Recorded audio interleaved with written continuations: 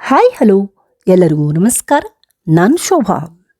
ಶ್ರೀ ನಾಗಚೌಡೇಶ್ವರಿ ಮತ್ತು ಶ್ರೀ ಅಭಯಮಾರುತಿ ದೇವಸ್ಥಾನದ 8ನೇ ವರ್ಷದ ವಾರ್ಷಿಕೋತ್ಸವವು ಅತ್ಯಂತ ಸಡಗರ ಸಂಭ್ರಮ ವಿಜೃಂಭಣೆಯಿಂದ ದಿನಾಂಕ 7/2/2026 ಆಡಳಿತ ಮಂಡಳಿ ಮತ್ತು ಮಾತೃ ಮಂಡಳಿಯ ಸಹಯೋಗದೊಂದಿಗೆ ಯಶಸ್ವಿಯಾಗಿ ನೆರವೇರಿತು.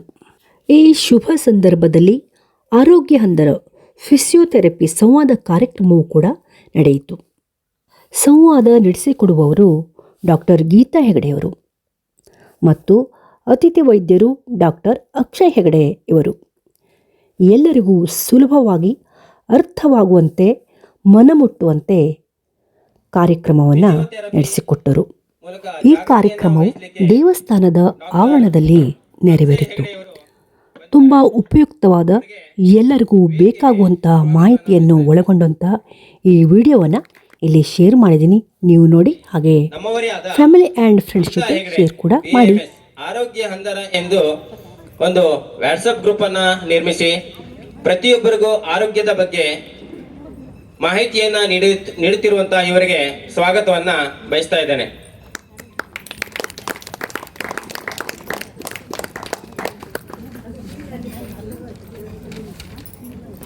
ಅಧ್ಯಕ್ಷರು, ನಗರಸಭೆಯ ಸದಸ್ಯರು ಆದಂತಹ ಶ್ರೀ ರಾಘವೇಂದ್ರ ಶೆಟ್ಟಿ ಇವರಿಗೆ ಹಾರ್ದಿಕವಾಗಿ ಸ್ವಾಗತವನ್ನ ಕೋರ್ತಾ ಇದ್ದೇನೆ.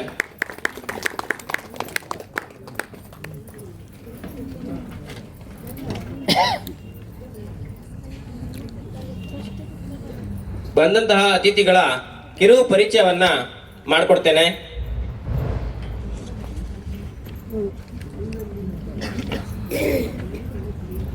ಪ್ರಪ್ರಥಮವಾಗಿ ಡಾಕ್ಟರ್ ಗೀತಾ ಹೆಗಡೆ ಅವರ ಕಿರು ಪರಿಚಯ ಹೀಗಿದೆ.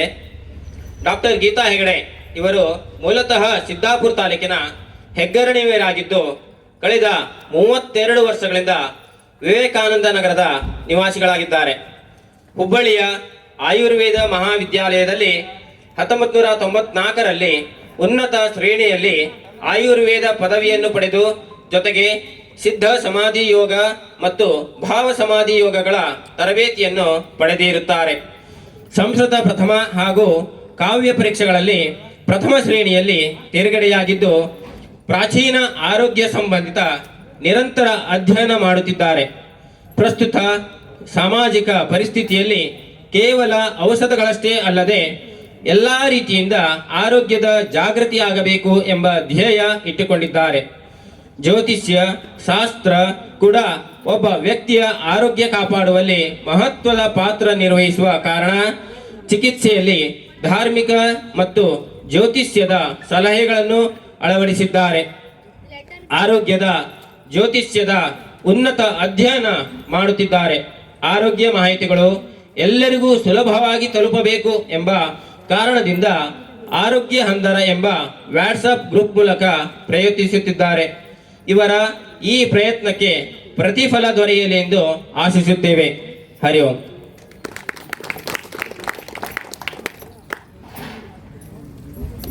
ಡಾಕ್ಟರ್ ಅಕ್ಷಯ್ ಹೆಗಡೆ ಇವರ ಕಿರು ಪರಿಚಯವನ್ನ ಮಾಡಿಕೊಡ್ತೇನೆ.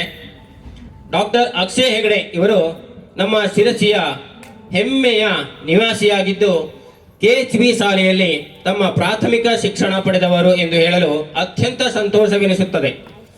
ನಂತರ ಧಾರವಾಡದ SDM ಯೂನಿವರ್ಸಿಟಿಯಲ್ಲಿ ಫಿಸಿಯೋಥೆರಪಿಯ ಪದವಿ ಪಡೆದು ಕ್ರೀಡೆಗಳಲ್ಲಿ ಫಿಸಿಯೋಥೆರಪಿ ಎಂಬ ವಿಷಯದಲ್ಲಿ ಸ್ನಾತಕೋತ್ತರ ಪದವಿಯನ್ನು ಪಡೆದಿರುತ್ತಾರೆ.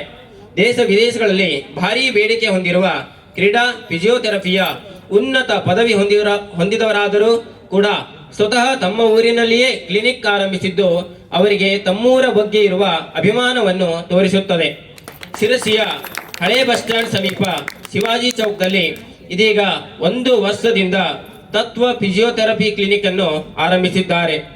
ಬೆಳೆಯುವ ಸಿರಿ ಮೊಳಕೆಯಲ್ಲಿ ನೋಡು ಎಂಬ ಗಾದೆ ಮಾತಿನಂತೆ ಕ್ಲಿನಿಕ್ ಆರಂಭಿಸಿ ಕೇವಲ 1 ವರ್ಷದೊಳಗೆ 2500ಕ್ಕಿಂತಲೂ ಅಧಿಕ ಟ್ರೀಟ್ಮೆಂಟ್ ಸೆಷನ್ಗಳನ್ನು ಪೂರೈಸಿದ್ದಾರೆ ಹಾಗೂ ಅವರಿಂದ ಮೆಚ್ಚುಗೆಯನ್ನು ಪಡೆದಿರುತ್ತಾರೆ. ಫಿಸಿಯೋಥೆರಪಿಯ ಬಗ್ಗೆ ಜಾಗೃತಿ ಮೂಡಿಸಿ ಅತ್ಯಾಧುನಿಕ ಮಾದರಿಯ ಚಿಕಿತ್ಸೆಯನ್ನು ಇಲ್ಲಿನ ಜನರಿಗೆ ದೊರಕಿಸುವ ಧ್ಯೇಯ ಹೊಂದಿದ ಉತ್ಸಾಹಿ ಯುವ ವೈದ್ಯರಾದ ಇವರ ಭವಿಷ್ಯ ಉಜ್ವಲವಾಗಲಿ ಎಂಬ ಹಾರೈಕೆಯೊಂದಿಗೆ ಇವರ ಕಿರು ಪರಿಚಯದ ಮಾತುಗಳನ್ನು ಮುಗಿಸಿರುತ್ತೇನೆ. ಹರಿ ಓಂ. ಮೂರನೆಯ ಅತಿಥಿಗಳು ನಮ್ಮವರೇ. ಅವರ ಕಿರು ಪರಿಚಯ ಏನು ನಿಮಗೆ ಹೇಳಬೇಕಂತಿಲ್ಲ. ಶ್ರೀ ರಾಘವೇಂದ್ರ ಶೆಟ್ಟಿಯವರು ನಮ್ಮವರೇ, ನಮ್ಮ ಜೊತೆಲೇ ಬೆಳೆದವರು, ನಮ್ಮ ಜೊತೆಲೇ ಇದ್ದವರು. ಈ ಭಾಗವನ್ನ ಇವತ್ತು ಇಷ್ಟು ಜನ ಬಂದು ಸೇರಿದ್ದೀರಂದ್ರೆ ಅದಕ್ಕೆ ಮೂಲ ಕಾರಣರು ನಮ್ಮ ರಾಘವೇಂದ್ರ ಶೆಟ್ಟಿಯವರು. ಈ ಪ್ರದೇಶ ಹೇಗಿತ್ತು, ಯಾವ ರೀತಿ ಯೂಸ್ ಆಗ್ತಿತ್ತು, ಯುಟಿಲೈಸ್ ಯಾವ ರೀತಿ ಜನ ಮಾಡ್ಕೊಳ್ತಿದ್ರು ಅನ್ನೋದಕ್ಕೆ 8 ವರ್ಷಗಳ ಹಿಂದೆ ಇಲ್ಲಿದ್ದ ಜನಸಾಮಾನ್ಯರೇ ಸಾಕ್ಷಿ. ಅದನ್ನ ನಾವು ಬಿಡಿಸಿ ಹೇಳಬೇಕಾಗಿಲ್ಲ. ನಗರಸಭೆಯಲ್ಲಿ ಇದ್ದು ನಗರಸಭೆಯ ಎಲ್ಲಾ ಕಾರ್ಯಕ್ರಮಗಳಲ್ಲೂ ನಮ್ಮ ವಿವೇಕಾನಂದ ನಗರವನ್ನ ಎತ್ತಿ ಹಿಡಿದು ವಿವೇಕಾನಂದ ನಗರಕ್ಕೆ ಬೇಕಾದಂತಹ ಎಲ್ಲಾ ಸವಲತ್ತುಗಳನ್ನು, ಮೂಲಭೂತ ಸವಲತ್ತುಗಳನ್ನು ತರುವಲ್ಲಿ 100ಕ್ಕೆ 100% ಪ್ರಯತ್ನ ಮಾಡುತ್ತಿದ್ದಾರೆ. ಅವರಿಗೆ ಶ್ರೀ ನಾಗಚೌಡೇಶ್ವರಿ ದೇವಾಲಯದ ಆಡಳಿತ ಮಂಡಳಿ ಹಾಗೂ ಅಭಯಮಾರುತಿ ದೇವಸ್ಥಾನದ ಎಲ್ಲ ಆಡಳಿತ ಮಂಡಳಿಯ ಪರವಾಗಿ ತುಂಬ ದೇವದ ಧನ್ಯವಾದಗಳನ್ನು ಮತ್ತು ಸ್ವಾಗತವನ್ನ ಕೋರ್ತಾ ಇದ್ದೇನೆ. ಈಗ ಪ್ರಪ್ರಥಮವಾಗಿ ಅತಿಥಿಗಳಿಗೆ ಗೌರವವನ್ನ ಕೊಡುವುದರ ಮೂಲಕ ಅವರಿಗೆ ಸ್ವಾಗತವನ್ನ ಬಯಸೋಣ. ಡಾಕ್ಟರ್ ಅಕ್ಷಯ್ ಹೆಗಡೆ ಇವರಿಗೆ ನಾಗರಾಜ್ ನಾಯ್ಕ್ ಇವರು ಹೂಗುಚ್ಛ ಕೊಡುವುದರ ಮೂಲಕ ಅವರನ್ನ ಸ್ವಾಗತ ಕೋರಬೇಕಾಗಿ ಕೇಳ್ಕೊಳ್ತಾ ಇದ್ದಾನೆ.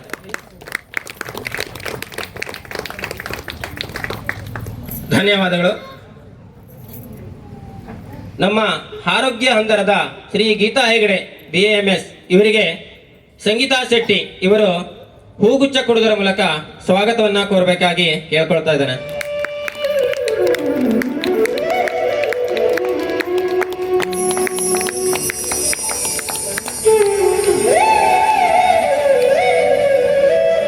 ರಾಘವೇಂದ್ರ ಶೆಟ್ಟಿ ಇವರಿಗೆ ಮಹಾದೇವ್ ನಾಯ್ಕ್ ಇವರು ಹೂಗುಚ್ಛ ಕೊಡುವುದರ ಮೂಲಕ ಸ್ವಾಗತವನ್ನ ಕೋರಬೇಕಾಗಿ ಕೇಳ್ಕೊಳ್ತಾ ಇದ್ದೇನೆ.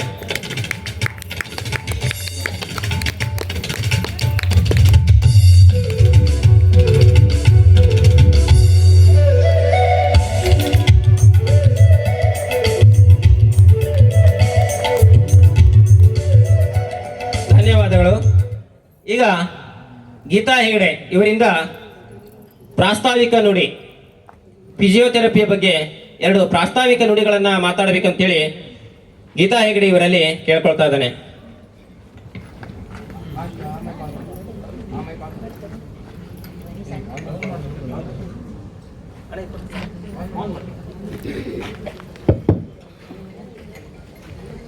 ಕಾರ್ಯಕ್ರಮಕ್ಕೆ ಆಗಮಿಸಿದಂತ ಎಲ್ಲರಿಗೂ ನಮಸ್ಕಾರ ಹಾಗೂ ಸ್ವಾಗತ. ಇತ್ತೀಚಿನ ದಿನಗಳಲ್ಲಿ ನಾವು ಕ್ಲಿನಿಕ್ಗಳಲ್ಲಿ ಹೆಚ್ಚಾಗಿ ಒಂದು ತೊಂದರೆಯನ್ನು ರಿಪೀಟ್ ಆಗಿ ನೋಡ್ತೇವೆ.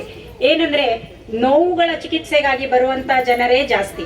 ಅದನ್ನ ಹೆಚ್ಚಾಗಿ ಒಬ್ಬ ವ್ಯಕ್ತಿ ಜೀವನದಲ್ಲಿ ಒಮ್ಮೆ ಆದ್ರೂ ನೋವನ್ನ ಅನುಭವಿಸೇ ಇರ್ತಾರೆ. ಸಂದುಗಳ ನೋವು ಅದು ಎಷ್ಟು ಕಾಡುತ್ತದೆ ಅಂತ ಹೇಳಿದ್ರೆ, ಆ ಸಂದುಗಳ ನೋವಿನಿಂದ ಅದೇ ಆಮೇಲೆ ಇನ್ನೊಬ್ಬರ ಮೇಲೆ ಅಧೀನವಾಗಿರುವಂತ ಪರಿಸ್ಥಿತಿ ಬಂದು ಮಾನಸಿಕ ನೋವಾಗಿಯೂ ಅದು ಕಾಡುವುದುಂಟು.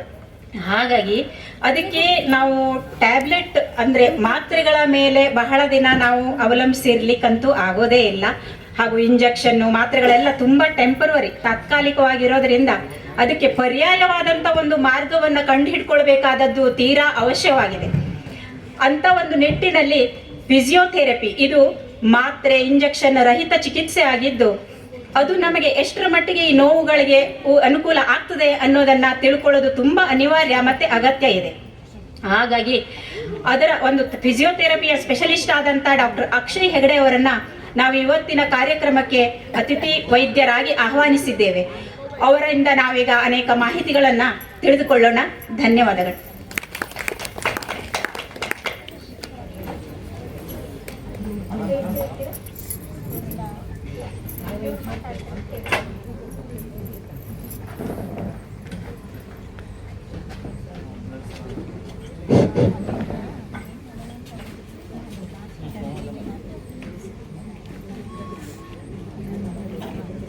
ಈಗ ಅತಿಥಿಗಳಾಗಿ ಬಂದಂತಹ ಡಾಕ್ಟರ್ ಅಕ್ಷಯ್ ಹೆಗಡೆ ಇವರಿಂದ ಫಿಸಿಯೋಥೆರಪಿ ಬಗ್ಗೆ ಜಾಗೃತಿ ಮೂಡಿಸುವಂತಹ ಕಾರ್ಯಕ್ರಮವನ್ನು ಮಾಡಿಕೊಡ್ತಾರೆ.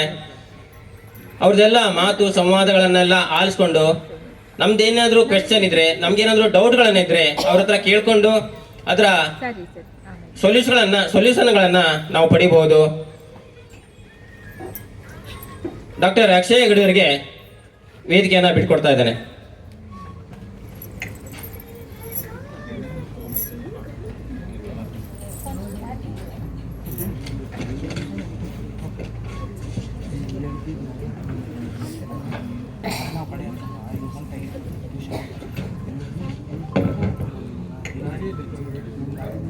ಶ್ರೀ ನಾಗಚೌಡೇಶ್ವರಿ ಹಾಗೂ ಶ್ರೀ ಅಭಯಮಾರುತಿ ದೇವರಲ್ಲಿ ಪ್ರಾರ್ಥಿಸುತ್ತಾ ಈ ಆಡಳಿತ ಮಂಡಳಿಯ ಅಧ್ಯಕ್ಷರಾದಂತಹ ಶ್ರೀ ರಾಘವೇಂದ್ರ ಶೆಟ್ಟಿ ಅವರೇ ಹಾಗೂ ಡಾಕ್ಟರ್ ಗೀತಾ ಹೆಗಡೆ ಅವರೇ ಹಾಗೂ ಇಲ್ಲಿ ನೆರೆದಿರುವಂತಹ ಎಲ್ಲ ಈ ಭಾಗದ ವಾಸಿಗಳೇ,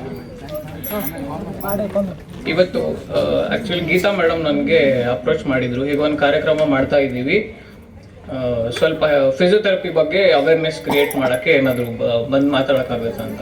ಸೊ ಆ್ಯಕ್ಚುಲಿ ನನಗೆ ತುಂಬ ಸಂತೋಷ ಆಯಿತು, ಯಾಕಂದರೆ ನಾನು ಓದಿರೋದು ಇಲ್ಲ KHB ಸ್ಕೂಲಲ್ಲಿ.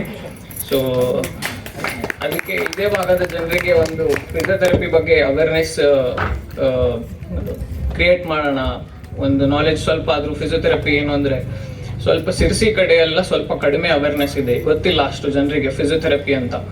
ಯಾರು ಗೊತ್ತಿದೆ ಅಲ್ಲ ಅವರು ಆಲ್ರೆಡಿ ಅವರ ಟ್ರೀಟ್ಮೆಂಟ್ ಎಲ್ಲ ತಗೋತಾ ಇದ್ದಾರೆ. ಸೊ ಅದರ ಸಲುವಾಗಿ ಇದು ಒಂದು ಒಳ್ಳೆಯ ಅವಕಾಶ ಅಂದ್ಕೊಂಡು ತುಂಬ ಧನ್ಯವಾದಗಳನ್ನು ತಿಳಿಸ್ಲಿಕ್ಕೆ ಬಯಸ್ತೇನೆ ದೇವಸ್ಥಾನದ ಆಡಳಿತ ಮಂಡಳಿ ಹಾಗೂ ಡಾಕ್ಟರ್ ಗೀತಾ ಮೇಡಮ್ ಅವರಿಗೆ.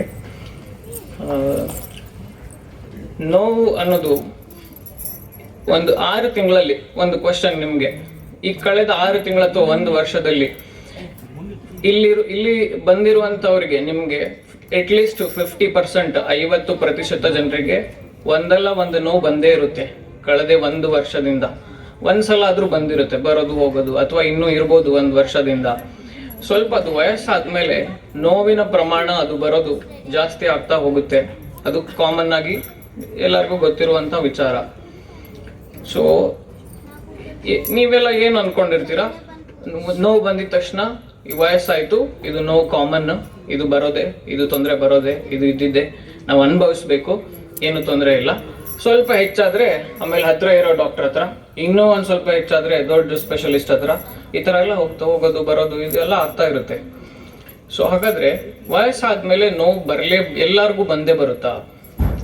ಅದು ಬರೋದು ಪಕ್ಕ ಬಂದೇ ಬರುತ್ತಾ? ಅಥವಾ ಕೆಲವೊಬ್ರು ಇರ್ತಾರ ನೋವು ಬರ್ದೇ ಇರೋರು. ನೋವು ಬಂದ್ರೆ ಏನಕ್ಕೆ ನೋವು ಬರುತ್ತೆ ವಯಸ್ಸಾದ್ಮೇಲೆ? ನೋವು ಅನ್ನೋದು ವಯಸ್ಸಾದ್ಮೇಲೆ ಅಂತ ಅಲ್ಲ, ಅದು ಎಲ್ಲರಿಗೂ ಅವರದ್ದು ಜೀವನ ಶೈಲಿ ಮೇಲೆ, ಮತ್ತೆ ಅವ್ರು ಮಾಡೋ ಕೆಲಸದ ಮೇಲೆ, ಅವರ ಹೆರಿಡಿಟರಿ ಮೇಲೆ, ಜೀನ್ಸ್ ಮೇಲೆ, ಅದ್ರ ಮೇಲೆ ಎಲ್ಲ ಡಿಪೆಂಡ್ ಆಗಿರುತ್ತೆ. ಸೊ ವಯಸ್ಸಾದ್ಮೇಲೆ ಯಾಕೆ ಜಾಸ್ತಿ ನೋವು ಅಂತ ಅಂದ್ರೆ, ದೇಹ ಬೆಳವಣಿಗೆ 21 ವರ್ಷ ತನಕ ಇರುತ್ತೆ. ಆಮೇಲೆ ಏನು ಜೀವಕೋಶಗಳು ಇರುತ್ತೆ ಬಾಡಿಯಲ್ಲಿ, ದೇಹದ ಜೀವಕೋಶಗಳು, ಆಮೇಲೆ 21 ವರ್ಷದ ನಂತರ ಏನಾಗುತ್ತೆ ಅಂದ್ರೆ ಸ್ಲೋಲಿ ಜೀವಕೋಶಗಳು ದೇಹದಲ್ಲಿ ಬೆಳೀತಾ ಇರಬೇಕು, ವಯಸ್ಸಾದ ಜೀವಕೋಶಗಳು ಸಾಯ್ತಾ ಇರಬೇಕು. ಓಕೆ, ಇದು ನ್ಯಾಚುರಲ್ ಪ್ರಾಸೆಸ್, ನ್ಯಾಚುರಲ್ ಆಗಿ ಹಿಂಗೆ ಆಗ್ತಾ ಇರುತ್ತೆ ದೇಹದಲ್ಲಿ. ವಯಸ್ಸಾಗ್ತಾ ಹೋದಂಗೆ ಏನಾಗುತ್ತೆ, ಹೊಸ ಜೀವಕೋಶಗಳ ಉತ್ಪತ್ತಿ ಪ್ರಮಾಣ ಕಡಿಮೆ ಆಗ್ತಾ ಹೋಗುತ್ತೆ, ಜೀವಕೋಶಗಳು ಸಾಯೋದು ಪ್ರಮಾಣ ಜಾಸ್ತಿ ಆಗ್ತಾ ಹೋಗುತ್ತೆ. ನೀವೇನೋ ಒಂದು ಸ್ವಲ್ಪ ಕೆಲಸ ಜಾಸ್ತಿ ಮಾಡಿದ್ರಿ, ನೀವು ಯಂಗ್ ಏಜ್ ಅಲ್ಲಿ ಇದ್ದಾಗ ಜಾಸ್ತಿ ಕೆಲಸ ಮಾಡಿದ್ರಿ ಅಂದ್ರೆ, ಆ ಕೆಲಸದ ಮಾಡ್ಬೇಕಾದ್ರೆ ಮಸಲ್ಸ್ ಎಲ್ಲ ಏನಿರುತ್ತಲ್ಲ, ಅದು ಜೀವಕೋಶ ಸ್ವಲ್ಪ ಡೆತ್ ಆಗುತ್ತೆ, ಸ್ವಲ್ಪ ಜೀವಕೋಶಗಳು ಸಾಯುತ್ತೆ. ಅದ್ರದ್ದು ನೆಕ್ಸ್ಟ್ ಡೇ ಇನ್ನೊಂದು 72 hours ಅಲ್ಲಿ ಇನ್ನೊಂದಿಷ್ಟು ಅದಕ್ಕಿಂತ ಜಾಸ್ತಿ ಜೀವಕೋಶಗಳು ಉತ್ಪತ್ತಿ ಆಗುತ್ತೆ. ಯಾವಾಗ ನೀವು ಯಂಗ್ ಏಜ್ ಇದ್ದಾಗ. ಹಂಗೆ ವಯಸ್ಸಾಗ್ತಾ ಹೋದಾಗ ಏನಾಗುತ್ತೆ, ಆ ಸತ್ತಿರೋ ಜೀವಕೋಶಗಳನ್ನ ರೀಪ್ಲೇಸ್ ಮಾಡಕ್ಕೆ ಪ್ರಾಸೆಸ್ ಬೇಗ ಆಗಲ್ಲ. ನಿಮ್ಮ ದೇಹ ಸ್ವಲ್ಪ ವೀಕ್ನೆಸ್ ಆಗಕ್ಕೆ ಸ್ಟಾರ್ಟ್ ಆಗುತ್ತೆ ಅದ್ರ ಕಾರಣದಿಂದ. ಓಕೆ, ನೀವು ಊಟ ಮಾಡಿರೋ ಆಹಾರ ಜೀರ್ಣಕ್ರಿಯೆ ಅಬ್ಸರ್ವ್ ಮಾಡ್ಕೊಳ್ಳುವಂತ ಕೆಪಾಸಿಟಿ ಎಲ್ಲ ಕಡಿಮೆ ಆಗ್ತಾ ಬರುತ್ತೆ. ಸೊ ಇದ್ರ ಕಾರಣದಿಂದ ಅದು ಏನ್ ಜೀವಕೋಶಗಳು ಉತ್ಪತ್ತಿ ಆಗೋ ಪ್ರಮಾಣ ಏನಿದೆ ಅಲ್ಲ, ಅದು ಕಡಿಮೆ ಆಗ್ತಾ ಬರುತ್ತೆ. ಸೊ ಇದು ಒಂದು ಕಾರಣ. ಇನ್ನು ಏನು ಕಾರಣ ಇರ್ಬೋದು ಪೇನ್ ಬರಕ್ಕೆ? ವಯಸ್ಸಾದ್ಮೇಲೆ ಕಾಮನ್ ಆಗಿ ಕಾಣಿಸ್ಕೊಳ್ಳೋಂಥ ಇಲ್ಲಿ ಗೀತಾ ಮೇಡಮ್ ಅವ್ರು ಹೇಳಿದ್ರು ಸ್ವಲ್ಪ ವಯಸ್ಸಾದವ್ರು ಬರೋದು ಜಾಸ್ತಿ ಅಂತ. ಸೊ ಅದಕ್ಕೋಸ್ಕರ ನಾನು ಸ್ವಲ್ಪ ಸೀನಿಯರ್ ಸಿಟಿಸನ್ಸ್ ಅದು ಪ್ರಾಬ್ಲಮ್ಸ್ ಮೇಲೆ ಸ್ವಲ್ಪ ಜಾಸ್ತಿ ಕಾನ್ಸಂಟ್ರೇಟ್ ಮಾಡ್ತಾ ಇದ್ದೀನಿ. ಸೊ ಫಿಸಿಯೋಥೆರಪಿ ಅಂದರೆ not only for senior citizens, ವಯಸ್ಸಾದ್ಮೇಲೆ ಅಷ್ಟೇ ಅಲ್ಲ ಫಿಸಿಯೋಥೆರಪಿ. ನಂದು ಸ್ಪೆಷಲೈಸೇಷನ್ ಸ್ಪೋರ್ಟ್ಸ್ ಫಿಸಿಯೋಥೆರಪಿ, ಅಂದರೆ ಕ್ರೀಡಾ ಗಾಯಗಳಲ್ಲಿ ಸ್ಪೆಷಲೈಸೇಷನ್, ಅಂದರೆ ಮಕ್ಕಳಿಂದ ಹಿಡಿದು ವಯಸ್ಸಾದವ್ರಿಗೂ ಫಿಸಿಯೋಥೆರಪಿ ಇದೆ. ಅದು ಫಿಸಿಯೋಥೆರಪಿ ಬಗ್ಗೆ ಹೇಳ್ತೀನಿ, ಅದು ಆಮೇಲೆ ನೋಡೋಣ. ಸೊ ವಯಸ್ಸಾದ ಮೇಲೆ ಕಾಮನ್ ಆಗಿ ಸಹಜವಾಗಿ ಕಂಡುಬರುವಂಥ ಪ್ರಾಬ್ಲಮ್ಗಳು ಯಾವುದು? ಒಂದು ಕಡೆಯಿಂದ ಹೇಳ್ತಾ ಬಂದರೆ ಸ್ಟಾರ್ಟಿಂಗಲ್ಲಿ ಮೆಮೊರಿ ಲಾಸ್, ಸ್ವಲ್ಪ ಮರೆಯೋದು ಎಲ್ಲ ನಿಧಾನವಾಗಿ ಸ್ಟಾರ್ಟ್ ಆಗುತ್ತೆ. ಆಮೇಲೆ ನಡಿಬೇಕಾದ್ರೆ ಸ್ವಲ್ಪ ಬ್ಯಾಲೆನ್ಸ್ ತಪ್ಪೋದು. ಆಮೇಲೆ ವಿಷನ್ ಪ್ರಾಬ್ಲಮ್, ಕಣ್ಣಿಂದ ಸಮಸ್ಯೆಗಳು, ಕಿವಿದ ಸಮಸ್ಯೆ, ಇದು ನಿಧಾನವಾಗಿ ಸ್ಟಾರ್ಟ್ ಆಗೋದು. ಓಕೆ. ಆಮೇಲೆ ನಡಿಬೇಕಾದ್ರೆ ಇದು ಎಲ್ಲ ಪದೇ ಪದೇ ಬೀಳೋದು. ತುಂಬಾ ವಯಸ್ಸಾದವರಲ್ಲಿ ಇದು ಸ್ವಲ್ಪ ಕಾಮನ್. ನಿಮ್ಗೂ ಸ್ವಲ್ಪ ಅಂದ್ರೆ ವಯಸ್ಸಾಗ್ತಾ ಹೋದಂಗೆ ಇದು ಸ್ವಲ್ಪ ನೋಡ್ಲಿಕ್ಕೆ ಜಾಸ್ತಿ ಸಿಗ್ತದೆ. ಅದು ಬ್ಯಾಲೆನ್ಸ್ ಹೋಗೋದು, ಇದು ಎಲ್ಲ ಪ್ರಾಬ್ಲಮ್ಸ್. ಮತ್ತೆ ಆ ಕ್ವಿಕ್ನೆಸ್ ಇರಲ್ಲ, ಸ್ವಲ್ಪ ಸ್ಲಗಿಶ್ ಅಂತ ಹೇಳ್ತಾರಲ್ಲ ಆ ಥರ ಕ್ವಿಕ್ ಆಗಿ ಮೊದಲಿನ ಥರ ಕೆಲಸ ಮಾಡೋಕ್ಕಾಗ್ತಾ ಇಲ್ಲ. ಅದೆಲ್ಲ ಸ್ವಲ್ಪ ವಯಸ್ಸಾಗುವಂಥ ಲಕ್ಷಣಗಳು. ಮೇನ್ಲಿ ಜಾಯಿಂಟ್ಸ್ ಆ್ಯಂಡ್ ಮಸಲ್ಸ್ಗೆ ಬಂದರೆ, ಮಾಂಸಖಂಡ ಮತ್ತು ಸಂದುಗಳು ಬಗ್ಗೆ ಹೇಳಬೇಕು ಅಂದರೆ, ವಯಸ್ಸಾದ ಮೇಲೆ ಆಲ್ಮೋಸ್ಟ್ ಕಾಮನ್ ಆಗಿ ಮಂಡಿ ನೋವು, ಬೆನ್ನು ನೋವು, ಕುತ್ತಿಗೆ ನೋವು, ಪಾದ ನೋವು ಇವೆಲ್ಲ ಕಾಮನ್ ಆಗಿ ಕಾಣಿಸ್ಕೊಳ್ಳುವಂಥದ್ದು ವಯಸ್ಸಾದ ಮೇಲೆ. ಓಕೆ. ಸೊ ಇದ್ರ ಬಗ್ಗೆ ಫಿಸಿಯೋಥೆರಪಿಯಿಂದ ಏನು ಸೊಲ್ಯೂಷನ್ ಇದೆ? ಸೊ ಫಿಸಿಯೋಥೆರಪಿ ಅಂದರೆ ಏನು? ಫಿಸಿಯೋಥೆರಪಿಯಲ್ಲಿ ಫಸ್ಟ್ ಥಿಂಗ್, ಯಾವುದು ಮೆಡಿಸಿನ್ ಇರಲ್ಲ, ಯಾವುದು ಟ್ಯಾಬ್ಲೆಟ್ ಪ್ರಿಸ್ಕ್ರಿಪ್ಷನ್ ಇರಲ್ಲ. ಇಲ್ಲಿ ಯಾವುದು ಟ್ಯಾಬ್ಲೆಟಿಂದ ಕಡಿಮೆ ಆಗಲ್ಲ, ಅಥವಾ ಟ್ಯಾಬ್ಲೆಟ್ ತಗೊಳ್ಳೋಕ್ಕೆ ಇಷ್ಟ ಇಲ್ಲದೆ ಇರೋರು ಫಿಸಿಯೋಥೆರಪಿ ಟ್ರೀಟ್ಮೆಂಟಿಗೆ ಬರ್ತಾರೆ. ಸೊ